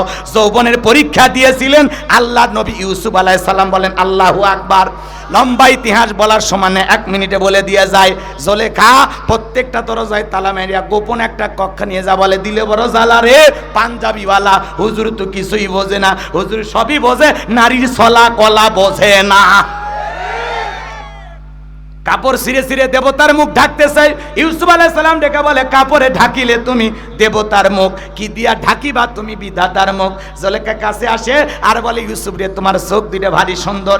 ইউসুফ আলাইহিস সালাম ডেকে বলে ইন্নী আখাফুল্লাহ, অন্তরে আল্লাহর ভয় ঢুকাও, কারণ এই চোখ যে আল্লাহ সৃষ্টি করেছে সে আল্লাহকে তুমি ভয় করো। জোলেখার অন্তরে কি আল্লাহর ভয় আছে? নাই। জোলেখার মন খালি উতাল পাতাল হয়ে গেছে, পাগলা প্রেমের হাওয়া, কথা বোঝেন না? জোলেখার আর স্বাভাবিক নাই। জোলেখার মনের মতি গতি অবস্থা দেখে আল্লাহ নবী ইউসুফ আলাইহিস সালাম ডেকে বলে আল্লাহ জুলেখার মনের অবস্থা আমি বুঝতে পেরেছি, এখান থেকে বাঁচানোর একমাত্র মালিক আপনি। কথা বলেন ঠিক কিনা? আল্লাহর পয়গম্বর আল্লাহর উপরে তাওয়াক্কুল করলেন, আল্লাহকে স্মরণ করলেন, আর আল্লাহকে ডেকে বলে, আল্লাহ নিজের ইজ্জতটাকে বাঁচানোর জন্য দৌড় মারার দায়িত্ব আমার, আর আপনার কুদরত থেকে তালা খুলে দেওয়ার দায়িত্ব আপনার। বলেন আল্লাহু আকবার। আল্লাহর পয়গম্বর ইউসুফ আলাইহিস সালাম নিজের ইজ্জতকে বাঁচানোর জন্য আল্লাহ রাব্বুল আলামিনের উপরে তাওয়াক্কুল করে, আল্লাহর উপরে ভরসা করে যখন দৌড় মারলেন, প্রত্যেকটা দরজার তালা আমার আল্লাহর কুদরত থেকে খুলে গেল। শেষ দরজায় যখন চলে গেছেন, জুলেখা পেছন থেকে মারছে ধাবা। ইউসুফ আলাইহিস সালাম ডেকে বলে, জামা ছিঁড়ে যায় যাক, ইজ্জত দেওয়া যাবে না। জামার পিছনের অংশ ছিঁড়ে গেল। এইবার শেষ দরজায় যায়া জুলেখা তাকায় দেখে তার স্বামী আজিজ মিশর দাঁড়ায় আছে। যেখানে বাঘের ভয় সেখানে রাত হয়। স্বামীকে দেখা মাত্রই জুলেখা নেকা কান্নার অভিনয় শুরু করে দিল। কিছু কিছু মহিলা দেখেন না, কথা বলার আগে কান্দে দিয়ে বলে, আমার কেউ নাই, কেউ নেতে বেঁচে আসুকে। কথা কন ঠিক খেয়ে না? কথা বলার আগে কান্দে দেয়, কিছুই বলা যায় না, তার আগে চোখ দিয়ে পানি লেগে থাকে। এমন কায়দায় সবসময় কান্নাকাটি করে, মনে হয় চোখে মোটর বসায় রাখছে, টিপ দেওয়া সয় না।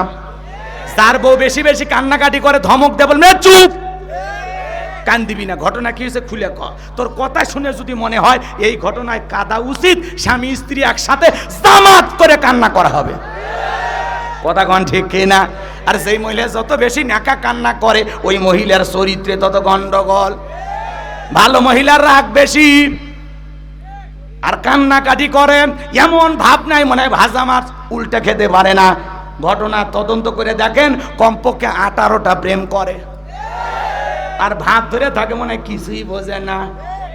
লুলু লুলু ইটু ইটু কিচ্ছু বোঝে না, একেবারে নিষ্পাপ। রাবিয়া বসরির খালাতো বোন আছে না নাই? ভাবখানা এমন নাই, আর ভিতরে ভিতরে এত ডাইনি, হিসাব করে দেখলে হয় শয়তানের নানি। কথা কন ঠিক খেয়ে না? এবাজান লম্বা হবে, লম্বা করবো না। যুবক রে, নেকা কান্নার অভিনয় করে ডেকে বলে, ইউসুফকে ছেলের মতো দেখতাম, আজকে সুযোগ পাইয়া আমার ইজ্জতের দিকে হাত বাড়াইছে, আরেকটি দেরি হয়ে গেলে সর্বনাশ হয়ে যেত। আর মনে মনে বলে, মরার স্বামী আসার সময় পাইলি না। নেকা কান্নার অভিনয় করে মিথ্যা দর্শনের আসামি বানাইয়া 1 নয় 2 নয় 9.5 বছর আল্লাহর পয়গাম্বরকে জেল খাটাইছিল। কথা বলেন ঠিক কিনা? এজন্য যুবক রে, নারীদের ষড়যন্ত্র বড় মারাত্মক। কোন নারী যদি কারো বিরুদ্ধে ষড়যন্ত্র করে, শয়তানের টাইম নাই তার কাছে। পুলিশে ধরলে বাঁচবি, র্যাবে ধরলে বাঁচবি, কিন্তু কোন নারী ছলনার ফাঁদে, মায়ার জালে, প্রতারণার জালে, রূপের জালে, প্রেমের ফাঁদে একবার যদি পাটা আটকে যায়, ফান্দে পড়িয়া বগা কান্দে রে।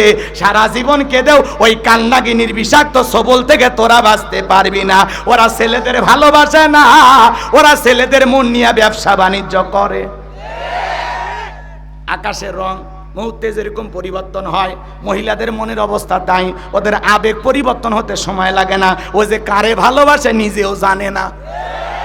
এজন্য খবরদার যুবক, বিয়ের আগে অবৈধ কোনো প্রেম ভালোবাসা করা যাবে। পিতামাতা পছন্দ করে বিয়ে দেবে যেখানে বরকত আছে। থাক, আর কথা বাড়াবো না। 4 নাম্বার, নিজের যৌবনটাকে হেফাজত করা। 5 নাম্বার, ওয়াল্লাযীনা হুম লিআমানাতিহিম ওয়া আহদিহিম রাউন। 5 নাম্বার, এদিকে খেয়াল করেন, আমানত রক্ষা করা। এই জীবনটা আমানত, ছেলেমেয়ে আমানত, যৌবন আমানত, স্ত্রী আমানত। এদিকে খেয়াল করেন, মেম্বারের কাছে ওয়ার্ডবাসী আমানত, চেয়ারম্যানের কাছে ইউনিয়নবাসী আমানত, এমপির কাছে, নির্বাচনী এলাকার মানুষ আমানত, মাননীয় প্রধানমন্ত্রীর কাছে 18 কোটি জনগণ আমানত, মহতামিম হুজুরের কাছে মাদ্রাসার ছাত্ররা আমানত। কথা বলে না কেন? বক্তার কাছে শ্রোতারা আমানত, ইমামের কাছে মুসল্লিরা আমানত, শিক্ষকের কাছে ছাত্র ছাত্রী আমানত। হিসাব নিকাশ করে দেখলে আমরা সবাই আমানতদারিতার ভিতরে আছি। কথা বলে ঠিক কিনা? এই জন্য আমানতের খিয়ানত করা যাবে। 6 নাম্বার, ওয়াদা প্রতিশ্রুতি রক্ষা করা। মুমিন মুখে যা বলে, অন্তরে তা বিশ্বাস করে, কাজে তা বাস্তবায়ন করে। মুমিন কোনোদিন প্রতিশ্রুতি ভঙ্গকারী হতে পারে? মুমিনের কথায় কাজে মিল। মুমিন মুখে যা বলে, অন্তরে তা বিশ্বাস করে, কাজে তা বাস্তবায়ন করে। 3 জায়গায় ঠিক, তাহলে মুমিন সঠিক। 7 নাম্বার, ওয়াল্লাযীনা হুম আলা সালাওয়াতিহিম ইউহাফিজুন। আল্লাহ বলেন, যারা নিজেদের সালাত যত্ন সহকারে আদায় করে। যে ব্যক্তি আসরের নামাজ পড়ে মাগরিব পর্যন্ত মসজিদে মনটা টাঙানো থাকে, মাগরিব পড়ে এশা পর্যন্ত মনটা টাঙানো থাকে, সালাত যত্ন সহকারে আদায় করা লাগবে। আল্লাহ 1 নাম্বার সালাত দিয়ে শুরু করলেন, 7 নাম্বার সালাত দিয়ে শেষ করলেন। তাহলে সালাতের গুরুত্ব সবচেয়ে সবচেয়ে কম না বেশি? শুধু একা নামাজ পড়বো না, ছেলে মেয়েকেও নামাজি বানাবো। পৃথিবীর সফল বাবা তারা যে বাবা তার ছেলের হাত ধরে মসজিদে নিয়ে যায়। পৃথিবীর সফল স্বামী সে যে তার স্ত্রীকে নামাজে দাঁড়িয়ে দেয়। কথা বলে ঠিক কিনা? একটা পরিবারে 4 জন সদস্য সবাই যদি নামাজি হয়, ভালো লাগে না খারাপ লাগে? আল্লাহ আমাদের পরিবারদেরকে নামাজি বানায় দেন, জোরে বলেন আমিন। অনেক কথা আছে, এই 7টা গুণাবলী যদি অর্জন করতে পারেন, উলাইকা হুমুল ওয়ারিসুন আল্লাযীনা ইয়ারিসুন আল ফিরদাউস হুম ফিহা খালিদুন। আমার আল্লাহ বলেন তারা উত্তরাধিকারী হবেন জান্নাতুল ফিরদাউসের, সেখানে তারা চিরকাল বসবাস করবেন। আল্লাহ কোনোদিন জান্নাত থেকে বের করে দেবেন না। এই 7টা গুণাবলী কারা কারা আমল করবেন? 2 হাত তুলে শেষবারের মতো দেখান। আল্লাহ আমাদের সবাইকে আমল করা তৌফিক দান করুন, জোরে বলুন আমিন। হাত নামান। ওয়াখিরি দাওয়ানা আলহামদুলিল্লাহি রাব্বিল আলামিন। সকলে দরুদ ইব্রাহিম পড়েন। আল্লাহুম্মা সাল্লি আলা মুহাম্মদ ওয়া আলা মুহাম্মদ কামা